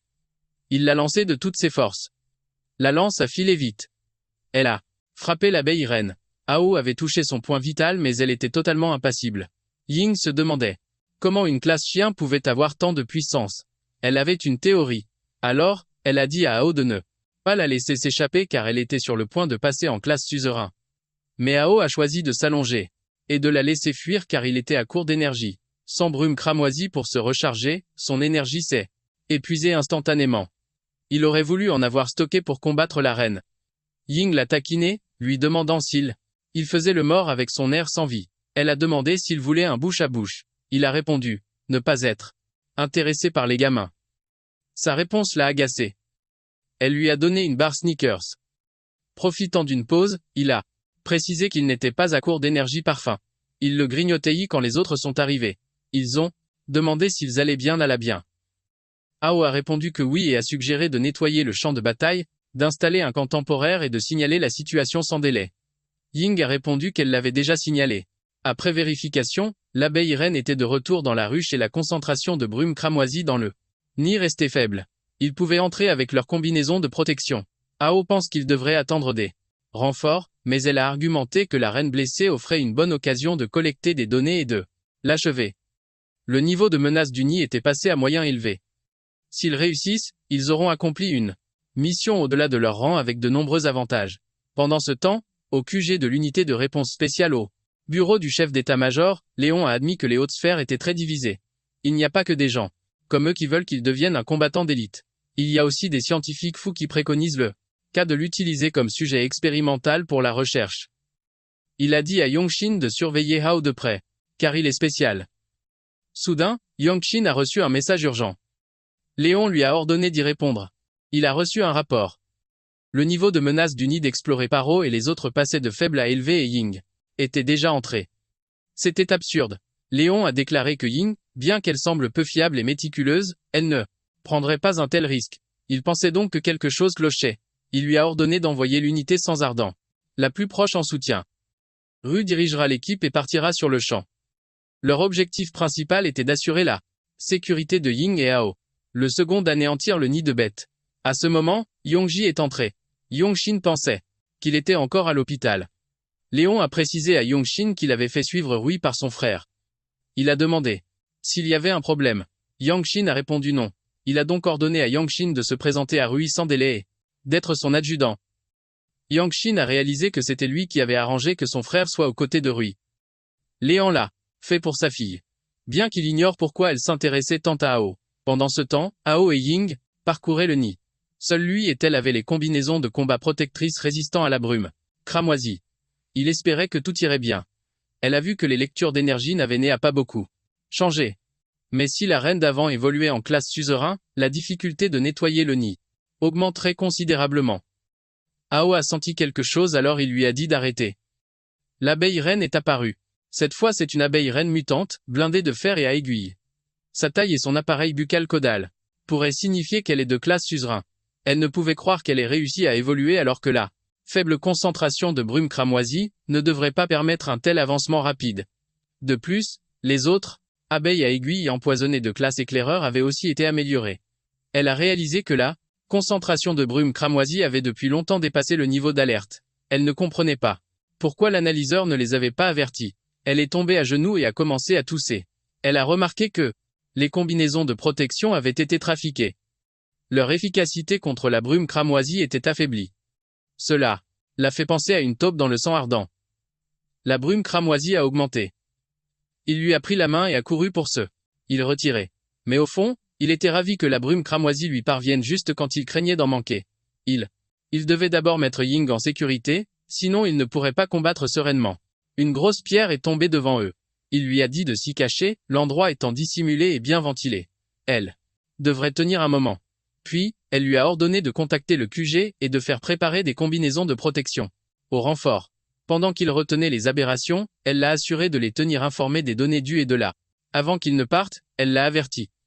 S'il ne revenait pas, elle le traquerait jusqu'aux profondeurs de l'enfer et ne le lâcherait jamais. Il l'a assuré qu'il reviendrait. L'abeille reine l'a remarqué. Il a fait face à l'abeille reine mutante à aiguille empoisonnée blindée de fer, de classe suzerain et à plusieurs autres abeilles, d'éclaireuses en armure. Il se réjouissait d'avoir enfin acquis le pouvoir de défendre ceux qui lui étaient chers. Cette fois, il se fit la même promesse qu'à Ashway, ne pas faillir. L'essaim fondit sur lui. Il ne paie. Il lui restait qu'assez d'énergie de la brume écarlate pour une unique frappe. L'échec était inenvisageable. Il se concentra, condensant toute cette puissance dans sa paume avant de la déchaîner. Son attaque, l'explosion à condensation écarlate. La déflagration fut si violente qu'on pouvait la voir de l'extérieur même de la ruche. Il retint son souffle, se demandant si son coup avait porté ses fruits. Mais quand la brume se dissipa, les abeilles émergèrent, intactes. Il n'en revenait pas. Pendant ce temps, 3 minutes plus tôt, Ying n'arrivait pas à croire que l'analyseur avait été saboté. Elle le répara en urgence pour obtenir une mesure précise de la concentration de brume écarlate. L'appareil signala aussitôt que la brume écarlate avait dépassé tous les seuils de sécurité. Les valeurs affichées étaient ahurissantes, plus de 2 fois le niveau d'alerte. Soudain, elle perçut une puissante bourrasque. Cela ne pouvait signifier qu'une chose, une explosion venait d'avoir lieu au dehors. Ce n'était pas du tout un bon scénario. L'onde de choc avait brassé la brume écarlate, la densifiant en lui faisant absorber la brume à haute concentration. Les essaims d'abeilles purent ainsi évoluer à une vitesse fulgurante. Même les plus chétives de la classe éclaireuse avaient muté en classe molosse. Elles se jetèrent sur Ao. Il constata qu'elles étaient non seulement plus nombreuses, mais aussi bien plus fortes. Malgré la brume écarlate, sa vitesse de régénération d'énergie ne parvenait plus à compenser sa dépense. À ce rythme, il allait être totalement à court de force. Ying se demanda combien de temps il pourrait encore tenir. C'est alors qu'elle remarqua son coup. Il portait les premiers symptômes d'une corrosion par la brume écarlate. Elle comprit aussitôt que sa combinaison de protection avait elle aussi été sabotée. Elle jeta un œil à l'instrument de mesure. Les chiffres grimpaient en flèche. Elle sut alors que Ao était sur le point de perdre le contrôle. Elle devait l'aider, en commençant par disperser la brume écarlate qui l'entourait. Elle libéra alors une détonation de pression éolienne. Au moment opportun, elle la fit éclater. Ao fut désorienté lorsque la brume écarlate autour de lui se dissipa d'un coup. Il jura, voyant sa source d'énergie brutalement coupée. Les abeilles en profitèrent pour décocher leurs dards verdâtres. Il para l'attaque de son avant-bras. Les dards se fichèrent dans sa protection, et il sentit immédiatement leur effet paralysant. Elles lancèrent une autre salve de dards dans son dos. Il sut qu'il ne pourrait pas les esquiver. C'est alors que quelqu'un surgit et encaissa les projectiles de son propre corps. C'était Yongji, un combattant de type force, rang C. Ses compétences principales étaient la fortification corporelle, le durcissement et l'hyperdétection. Sa source de noyaux de bête provenait d'un pangolin suzerain. Il hurla à Ao de rester concentré. Le combat était loin d'être terminé. Les abeilles les encerclaient déjà.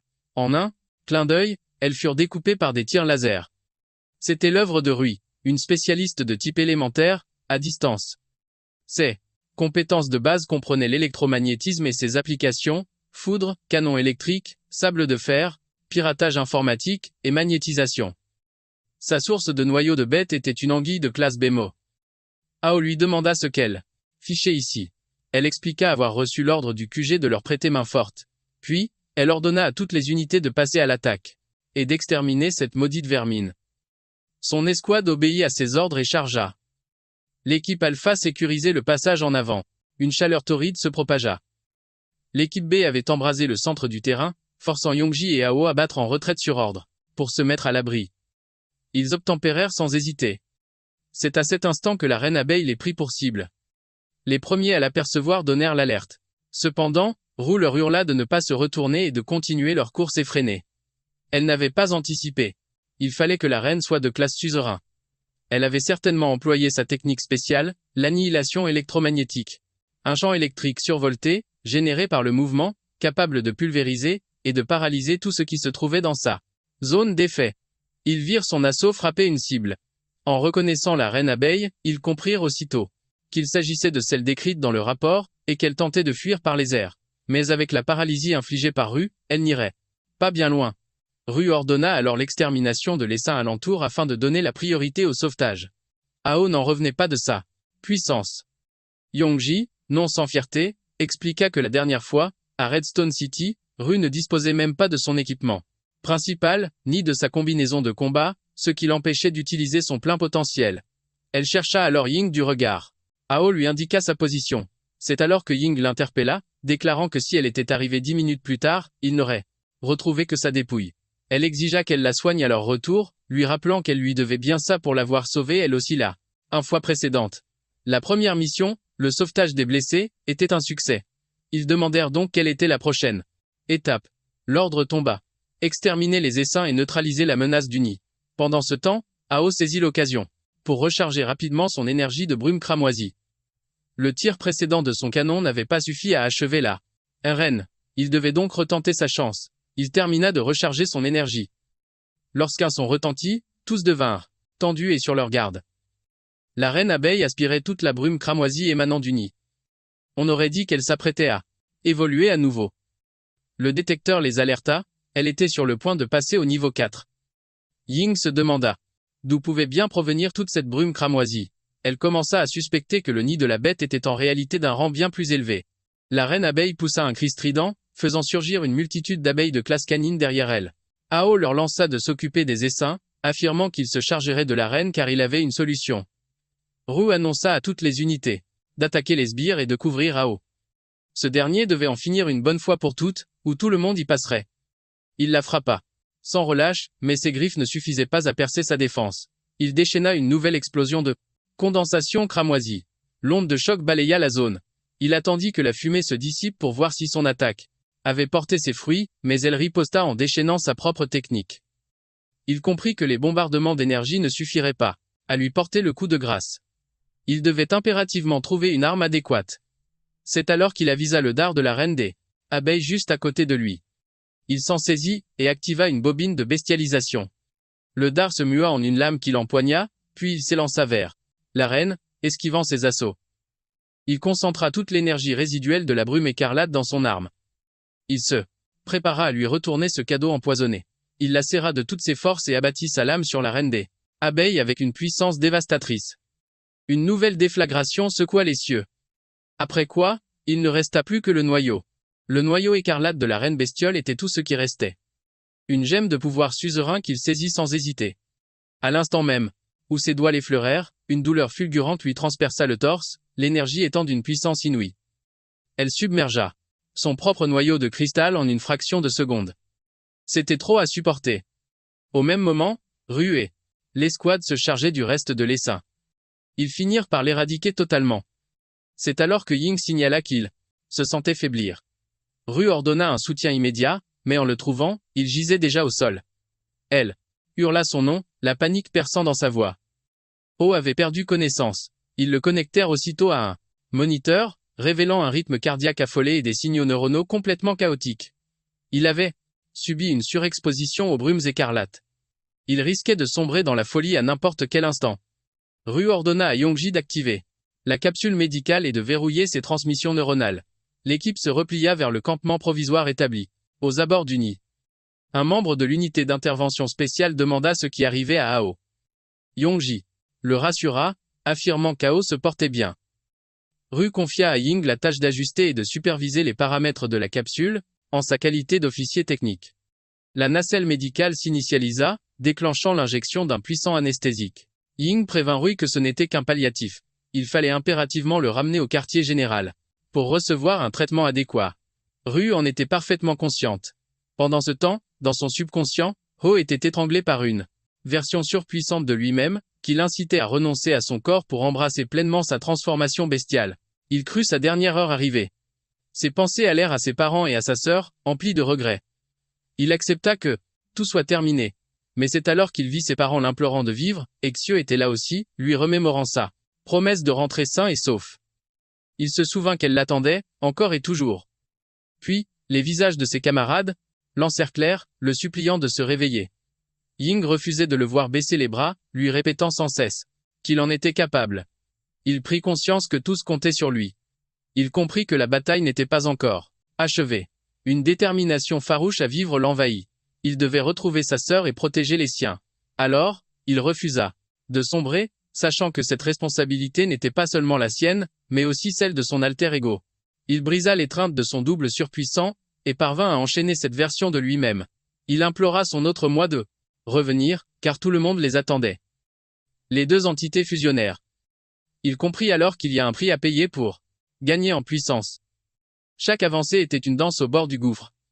Sa conscience refit surface, mais il ne parvenait ni à ouvrir les yeux, ni à bouger son corps. Au même instant, le convoi était en route. La tempête de sable était si violente qu'elle rendait la route totalement invisible. Poursuivre le trajet devenait trop dangereux. Yongji informa Ru que les ruines d'une ancienne cité se trouvaient à 3 km, offrant un abri potentiel. Ru demanda alors à Ying des nouvelles de l'état de Hao. Ying répondit que ses signes vitaux étaient stables, mais qu'il n'avait toujours pas repris connaissance. Suite à ce rapport, elle ordonna à Yongji de mettre le cap sur les ruines et d'en informer les autres véhicules. De les suivre. C'est comme ça qu'ils ont déboulé dans les ruines. Les 3 bahuts de l'armée se sont engouffrés à l'intérieur. Tout le monde a reçu l'ordre de descendre pour souffler un coup. Mais, Ruiz, elle, sentait que ce coin puait l'embrouille. Elle a balancé à Ying de scanner illico la stabilité des structures, la concentration de cette fichue brume écarlate et les signatures de chaleur, et vite. Ensuite, elle a ordonné à ses gars de veiller sur la capsule, parce que c'était aussi un ordre qui venait direct du QG. Sans qu'ils s'en doutent, quelqu'un les matait depuis un étage, et ils allaient se faire méchamment cueillir. Des flèches ont fusé droit sur Zarto. Yongji a capté l'attaque et a hurlé à tout le monde de se planquer. Il s'est pris une flèche, mais il a blindé son bras pour la faire ricocher. Ying a vu que les traits étaient badigeonnés avec les fluides corporels d'une guêpe piqueuse venimeuse. Juste après, un rocher monstrueux leur a dégringolé dessus. Rui a crié à tout le monde de s'éparpiller. D'un coup de botte, elle a expédié la capsule loin du danger. Puis elle a détalé juste avant l'impact du rocher. Les débris ont explosé partout. Yongji a fait rempart de son corps, blindé pour protéger Ying. C'est là que leurs assaillants se sont montrés. Des bandits, venus pour tout rafler. Pour commencer, ils ont balancé des bouteilles en verre. Rui s'est demandé ce que c'était que ce truc, mais quand elles ont éclaté, un gaz verdâtre s'en est échappé. Elle a tout de suite compris. C'était les sécrétions d'une bestiole mutante de classe dominante. Le gaz que ça dégage a un effet tétanisant. Sur ce, les bandits leur ont foncé dessus. Un colosse baraqué avec une hache a pris Ruiz pour cible, mais elle l'a esquivé avec agilité et lui a envoyé un coup de pied bien placé, balançant le type contre le mur d'en face. Mais juste après, elle a repéré un truc accroché à la capsule. C'est là qu'elle s'est effondrée, le poison paralysant commençant à agir. Une fois le grappin arrimé par les bandits, ils ont commencé à tirer. Ils voyaient bien que ces gars protégeaient cette caisse métallique au péril de leur vie. Alors, ils se sont dit qu'il devait y avoir un trésor là-dedans. Mais Ying a tenté de les stopper en leur hurlant de ne pas y toucher, mais quelqu'un lui a planté une flèche dans la cheville. Elle s'est écroulée, s'est mise à saigner. Le désespoir l'a submergée en voyant qu'on emportait Hao. Au même moment, à l'intérieur de la capsule, une marque en forme de U est apparue sur le haut de la poitrine d'Hao, s'étendant d'un côté du cou à l'autre, comme les branches supérieures d'un U. Une ligne partait de chaque côté vers les épaules. La marque brillait faiblement. Même en souffrant le martyre, tout ce à quoi elle pouvait penser, c'était de sauver Hao. Ruiz lui a dit de tenir le coup tout en extrayant la flèche. Dans sa tête, Ruiz se sentait nul.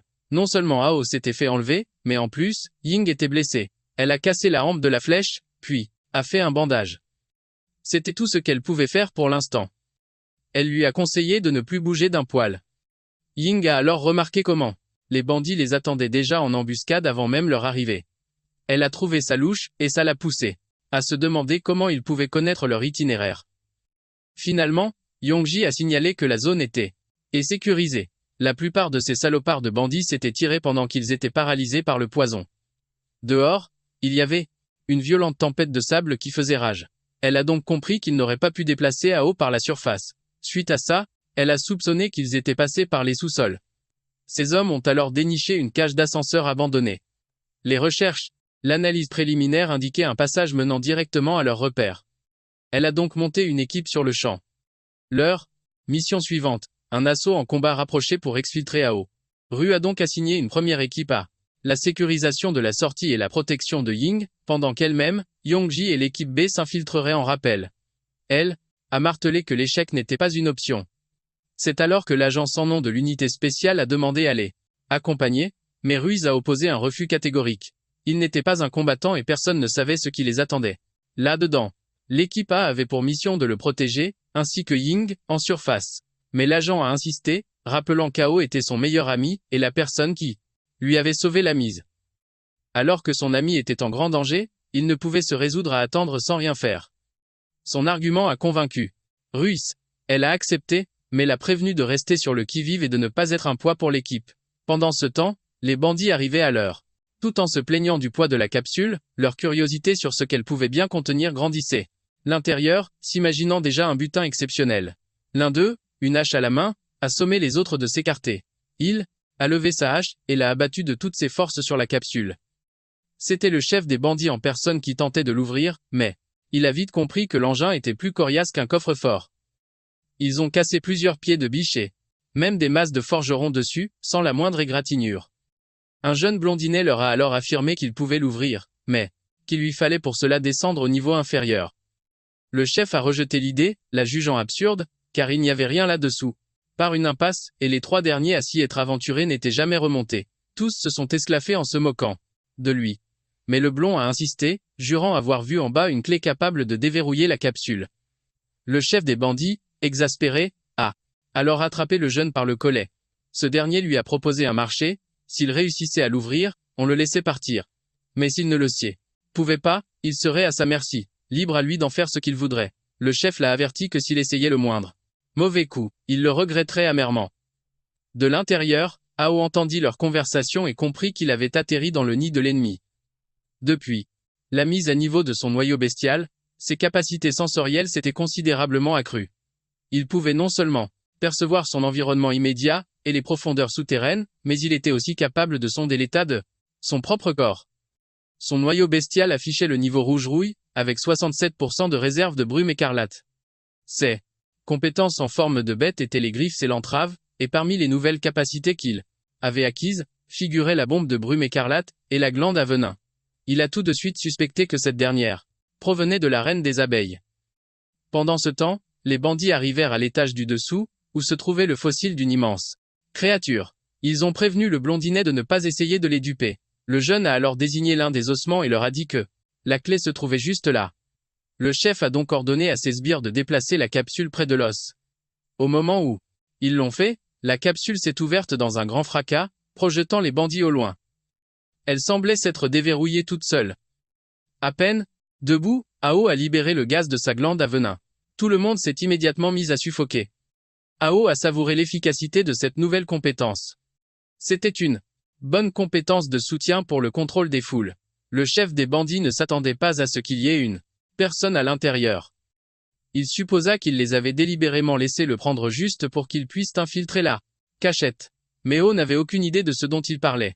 Le chef des bandits l'intimida en se présentant comme un guerrier de classe D. Il lui dit que tuer un petit voyou comme lui serait aussi facile qu'écraser une fourmi. Il était furieux qu'il joue de sale. Alors il l'attaqua. Activa de nouveau la glande à poison puis frappa le chef des bandits au visage. Le chef des bandits s'écrasa contre le mur y créant une bosse. Quelqu'un fut effrayé et cela attira l'attention de Wu. Ao demanda au blond s'il voulait aussi essayer sa force, mais le gamin s'évanouit. Simplement. Après s'être occupé des humains, il remarqua les environs. Il y avait tant de squelettes de bêtes mutantes à cet endroit. Il les inspecta et vit que les squelettes étaient tous endommagés, ce qui lui indiquait qu'ils n'étaient pas morts de cause naturelle. Quelqu'un les avait intentionnellement placés là pour qu'ils se battent à mort, comme dans une arène de gladiateurs. Puis il entendit le son électromagnétique de Rui. Il pouvait l'entendre à 10 étages de distance. Il commenta qu'elle était toujours aussi impétueuse. Les bandits tirèrent mais Yongji durcit son corps et les poursuivit. Il donna un coup de pied à un bandit et finalement ils avaient sécurisé la zone mais il n'y avait toujours aucun signe de Ao. Rui leur ordonna de continuer à chercher. Ils remarquèrent qu'il y avait des marques de griffes de bêtes mutantes partout. Cela les amena à penser que l'endroit recelait un secret. Ils s'approchèrent de la fosse. Et l'un des militaires rapporta que le détecteur signalait que Ao était en dessous, mais soudain le signal disparut. Rui soupçonna immédiatement que la capsule était détruite, ce qui mettait Ao en danger. Mais soudain, Ao sauta hors de la fosse avec un blond évanoui dans ses bras et salua tout le monde. Notre héros est de retour. Et la montée en puissance était vraiment évidente. Yonggi demanda à Hoo s'il allait bien. Il répondit qu'il allait bien maintenant. Rui demanda ce qu'il y avait en bas. Il leur raconta ce qu'il avait vu, un ring de combat abandonné. Yonggi demanda au capitaine s'il devait enquêter. Russ répondit que le retrait était leur priorité et qu'elle organiserait une enquête plus tard. Le membre anonyme demanda des nouvelles du gamin que Hoo tenait. Ao le jeta au sol. Le gamin le chargea avec un poignard, mais il arrêta sa main et le poignard se brisa en frappant sa forme de bête partielle, des écailles. Il demanda au gamin s'il était si désireux de mourir. Le gamin argua que tous les soldats étaient des salauds, les yeux du gamin étaient rouges et des lignes rouges apparurent sur son visage. Il dit à Shao de le tuer. Ao savait que c'étaient les symptômes de l'infection par la brume écarlate. Il frappa le gamin dans le dos pour le rendre inconscient. Quand le gamin tomba, le membre anonyme vit une carte tomber. Il la ramassa et vit que c'était son camarade, un show de l'identité de la patrouille de Redstone. La personne sur la photo était plus âgée mais leurs traits étaient similaires. Cela amena Ruiz à penser qu'ils étaient un d'eux. Frère. Le gamin était en mauvais état. Alors, elle ordonna de le ramener pour traitement et enquête. L'infection due. Le gosse n'en était qu'au premier stade. Ao s'est donc dit qu'en extrayant l'énergie de la brume écarlate de son système, avait encore une chance d'être sauvé.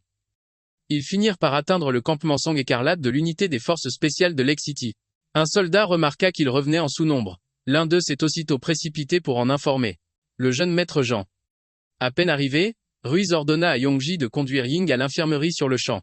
Pendant ce temps, on barra la route à Ao et aux soldats anonymes. Ils devaient se plier aux nouvelles procédures de quarantaine. Ao a protesté, affirmant que de telles règles n'existaient pas avant, mais le militaire a insisté, prétextant un ordre de la hiérarchie. On leur a demandé de coopérer en se déshabillant entièrement pour une désinfection et une inspection complète. Ruiz a alors demandé qui était à l'origine de ces prétendus ordres venus d'en haut. Elle a rappelé qu'elle était l'officier en second, et a exigé du soldat que son supérieur vienne lui parler. Sur le champ. C'est alors qu'un homme est sorti, demandant pourquoi il refusait délibérément de coopérer à l'inspection. C'était Jean. Il a assuré à Ruiz qu'il ne s'agissait que d'un simple malentendu. En réalité, il ne comprenait pas ce que Ao fabriquait ici avec Ruiz. Elle lui a demandé de but en blanc si c'était lui qui avait ordonné à ce soldat de la logistique de faire ça. Il s'est défendu en expliquant qu'il était responsable de la quarantaine des nouvelles recrues et que, comme elle et Ying étaient des vétérans de l'unité, elle n'avait pas à subir l'inspection, mais il recommandait fortement à Ao de coopérer. Rui a hurlé que c'était hors de question. Folle de rage, elle lui a demandé pour qui il se prenait. Au juste, elle lui a sèchement rappelé que ce n'était pas lui qui donnait les ordres ici. Puis, elle leur a dit de ne pas faire attention à lui, et ils l'ont dépassé. Il leur a aboyé d'attendre. Puis, désignant l'enfant, il a demandé s'il comptait vraiment faire entrer cette petite chose immonde dans le.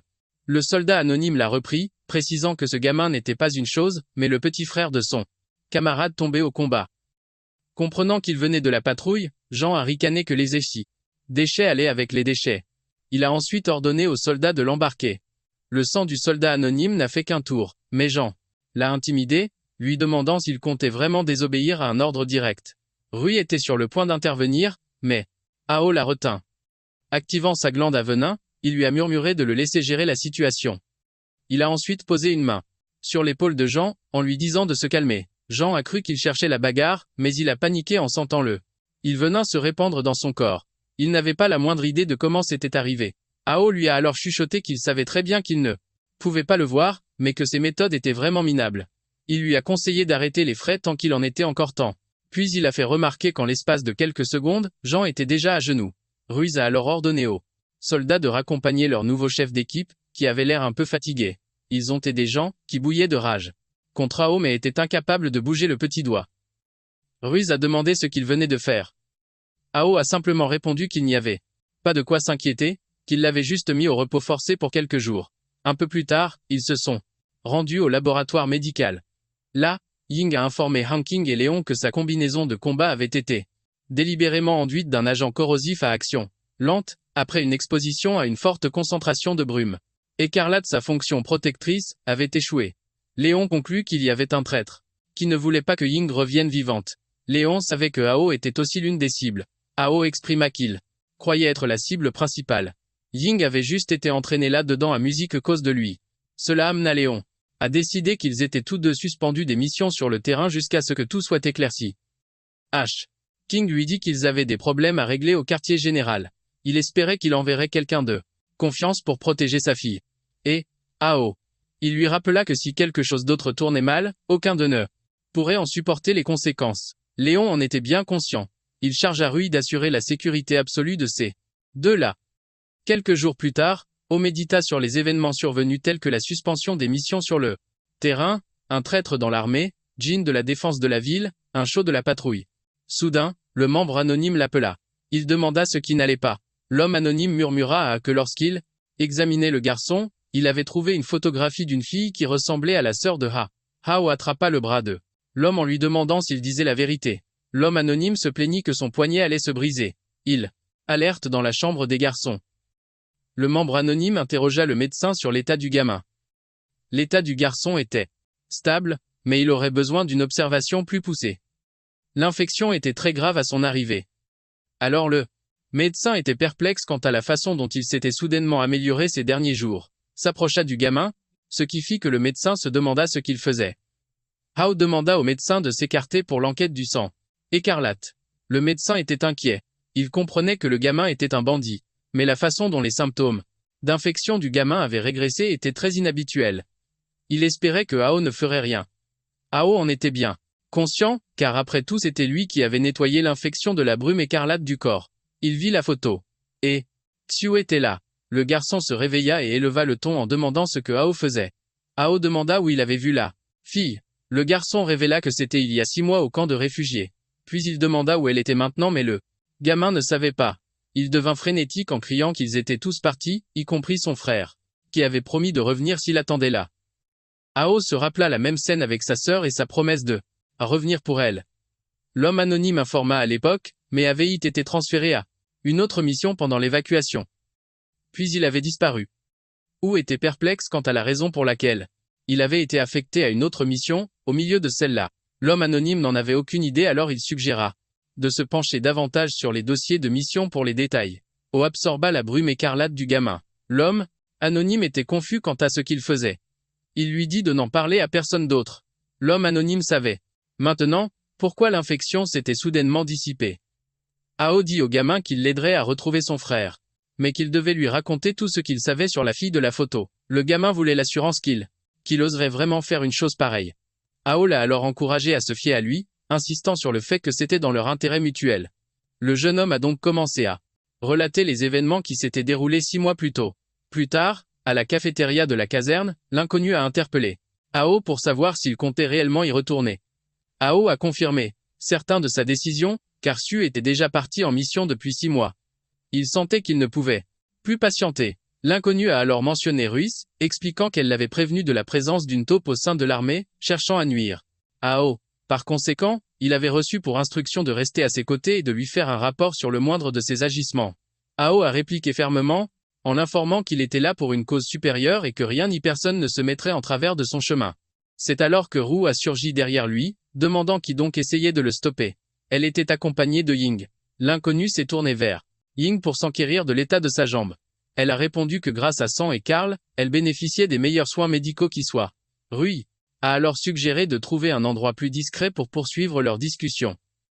Ils se sont donc déplacés vers une petite salle de réunion. Une fois installés, Hao leur a demandé comment ils étaient au courant de tout ça. Pour toute réponse, Ying lui a montré les images de la caméra de surveillance dissimulée dans la chambre du jeune homme. L'inconnu, horrifié, a réalisé que Ying les espionnait depuis le tout début. Elle a rétorqué qu'il voyait les choses de manière bien trop dure, alors qu'elle ne faisait que tenter d'assurer la protection de tout le monde. Avec les problèmes internes actuels, il n'était pas exclu que quelqu'un puisse se faire enlever du jour au lendemain.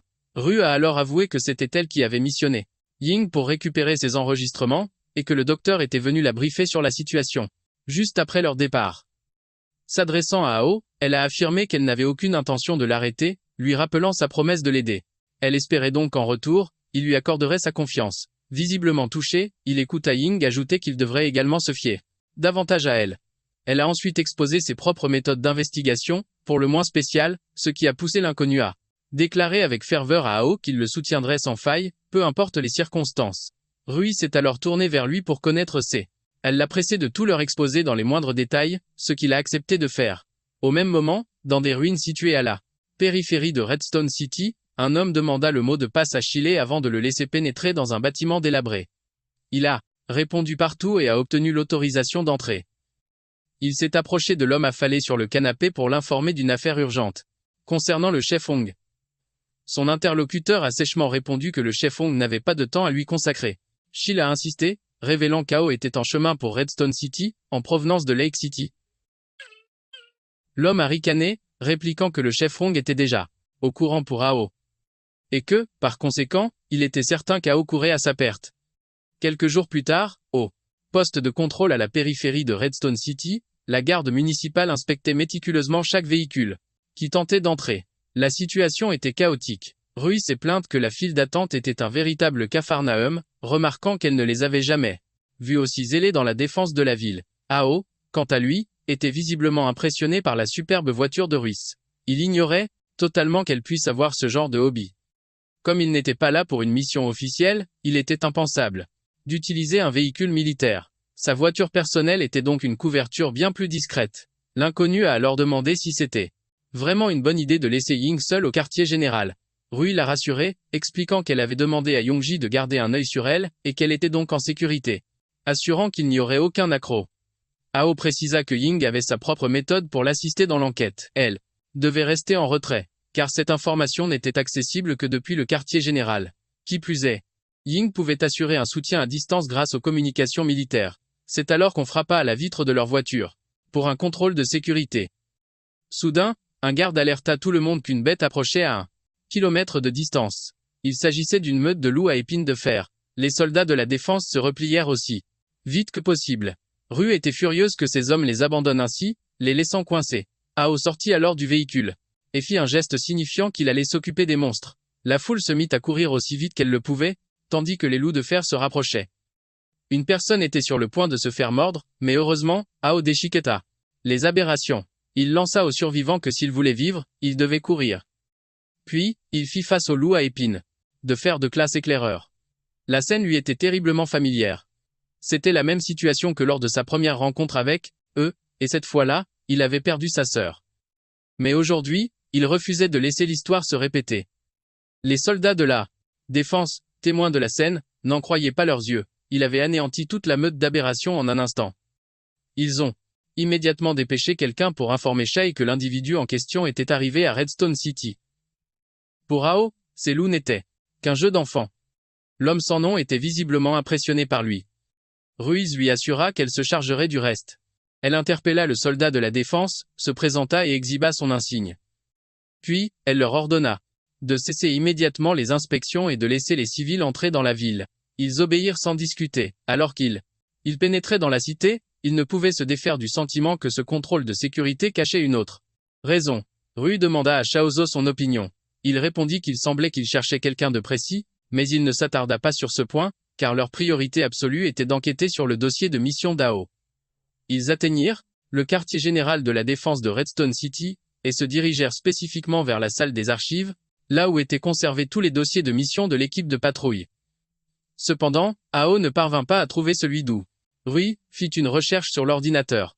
L'homme sans nom réalisa alors qu'à Liming, Wang Chang de la 7e escouade, tous avaient disparu. Même la liste des effectifs de base avait été purgée. Rui découvrit que la base de données locale avait elle aussi été effacée. Il n'y avait plus aucune trace d'un certain Shuo. C'était peu, être une impasse depuis le début. Ao demanda s'il existait d'autres options. Elle contacta Ying pour lui demander si elle pouvait retrouver sa trace. Puis elle les informa que Ying avait un moyen d'accéder aux fichiers de la base de données centrale, mais qu'il lui faudrait du. L'homme sans nom fut surpris qu'elle soit si talentueuse. Ao, lui, ne l'était pas, car Ying se surnomme elle-même Mademoiselle Je sais tout. C'est alors que l'homme sans nom se souvint que le capitaine Jia était un vétéran de l'ancienne armée gouvernementale. Il avait entraîné Shuo lorsque l'équipe de patrouille avait été formée. Pour la première fois. Il espérait que cet homme était au courant de cette mission. Ils décidèrent donc d'aller le trouver chez lui. Délégué Jia. C'était un tel chantier qu'on voyait bien qu'il y avait eu une grosse bagarre. Les traces étaient toutes fraîches. Ils en ont déduit que la baston venait à peine de se finir. Ao a tout de suite compris que c'était un coup du comité de discipline du lycée. Ruiz ne comprenait pas pourquoi le comité de discipline s'en serait pris à Jun. Leur pote, un peu en retrait, a expliqué que Ao avait pris la défense du délégué auparavant et avait sérieusement amoché le chef du comité de discipline, un certain Shui, au point de l'envoyer valser. Il a donc conclu que c'était une vengeance, et Ao sentait bien que toute cette histoire était montée contre lui. Leur inspection, c'était juste pour savoir s'il avait remis les pieds au lycée. Ça l'a rendu fou de rage et il était prêt à leur régler leur compte en face à face. Quelques minutes plus tard, d'autres élèves ont débarqué. Ils avaient l'air tout contents d'avoir enfin mis la main sur Rui. Elle leur a balancé un vous êtes qui, vous? L'un d'eux s'est présenté comme le bras droit du comité de discipline du lycée, Redstone, un certain Liben. Il avait su qu'elle était dans le coin et il a expliqué que Jiajun, un des élèves de la ronde de surveillance sous ses ordres, avait disparu pendant une mission à l'extérieur du lycée. Il voulait donc lui demander un coup de main pour le retrouver. C'était leur problème au comité, alors elle ne voyait pas du tout pourquoi elle devrait les aider. Il a baragouiné que les racailles du quartier étaient particulièrement agitées ces temps-ci, et que leurs surveillants habituels ne faisaient pas le poids face à la situation. Rui et Ao se sont regardés. Ils se sont compris en un clin d'œil, sans avoir besoin de parler. Elle a accepté de filer un coup de main, mais à une seule condition, que Ben les accompagne. Ben a tout de suite protesté, disant que c'était une très mauvaise idée, qu'il ne ferait que les ralentir. Elle lui a demandé s'il était en train de refuser, avant de préciser que ce n'était pas une demande. Au contraire, c'était un ordre. Puis elle l'a prévenu que s'il osait refuser, elle pourrait le faire virer du lycée sur le champ pour insubordination. Ils l'ont forcé à monter dans leur voiture et ont roulé jusqu'au terrain vague derrière le lycée, puis ils ont commencé à cuisiner Ben, lui demandant pourquoi ils avaient envoyé Jun en mission solo, alors qu'ils savaient que les racailles du coin étaient particulièrement sur les nerfs ces derniers temps. Ao a insinué qu'il l'avait envoyé droit au casse-pipe, en toute connaissance de cause. Ben a nié en bloc. Ils sont arrivés à l'endroit qu'il leur avait indiqué. Ao a tout de suite senti qu'un truc clochait. Rui a demandé ce qui n'allait pas. Il a répondu que, d'après Ben, le coin devait grouiller de racailles, et, pourtant, il ne sentait aucune tension dans l'air, c'était beaucoup trop calme. Pendant ce temps, Ben avait visiblement hâte de se tirer. L'autre membre du groupe, celui qui restait en retrait, l'a grillé en train de pianoter sur son portable. Il lui a demandé ce qu'il fabriquait. Ben a répondu sèchement qu'il les avait conduits jusqu'au lieu de l'incident. Sa part du marché était donc remplie, et il avait demandé à ses potes de venir le bon et récupérer. Puis il a balancé à leurs potes de dire à Rui qu'il lui laissait le plaisir de retrouver le disparu, et il a commencé à se carapater. Mais Rui lui a barré la route en lui disant qu'il n'irait nulle part. Ao a posé une main sur son épaule, puis elle l'a questionné sur leur véritable objectif. Soudain, un silence de mort s'est abattu sur eux. Ben a commencé à trembler, craignant ce qui allait se passer. C'était comme s'il savait déjà. Une silhouette imposante est sortie de l'ombre. Ben était complètement mort de trouille. Il a commencé à supplier, disant qu'il ne voulait pas se faire démolir. C'était exactement ce qu'Ao avait anticipé. Les petites frappes n'étaient pas là, et c'était à cause de cette présence. C'était le caïd le plus redouté du secteur, une terreur légendaire, et le simple son de sa voix pouvait, et même de déchaîner la foudre autour de lui. Merci à tous d'avoir suivi ce carnage. Allez donc jeter un œil à la prochaine vidéo sur Giga Chad, et on se retrouve très vite pour la suite. D'ailleurs, pour soutenir la chaîne, pensez à rejoindre l'abonnement du club des invocateurs. Vous pouvez aussi nous donner un coup de pouce en lâchant un like sur la vidéo et en restant les boss que vous êtes.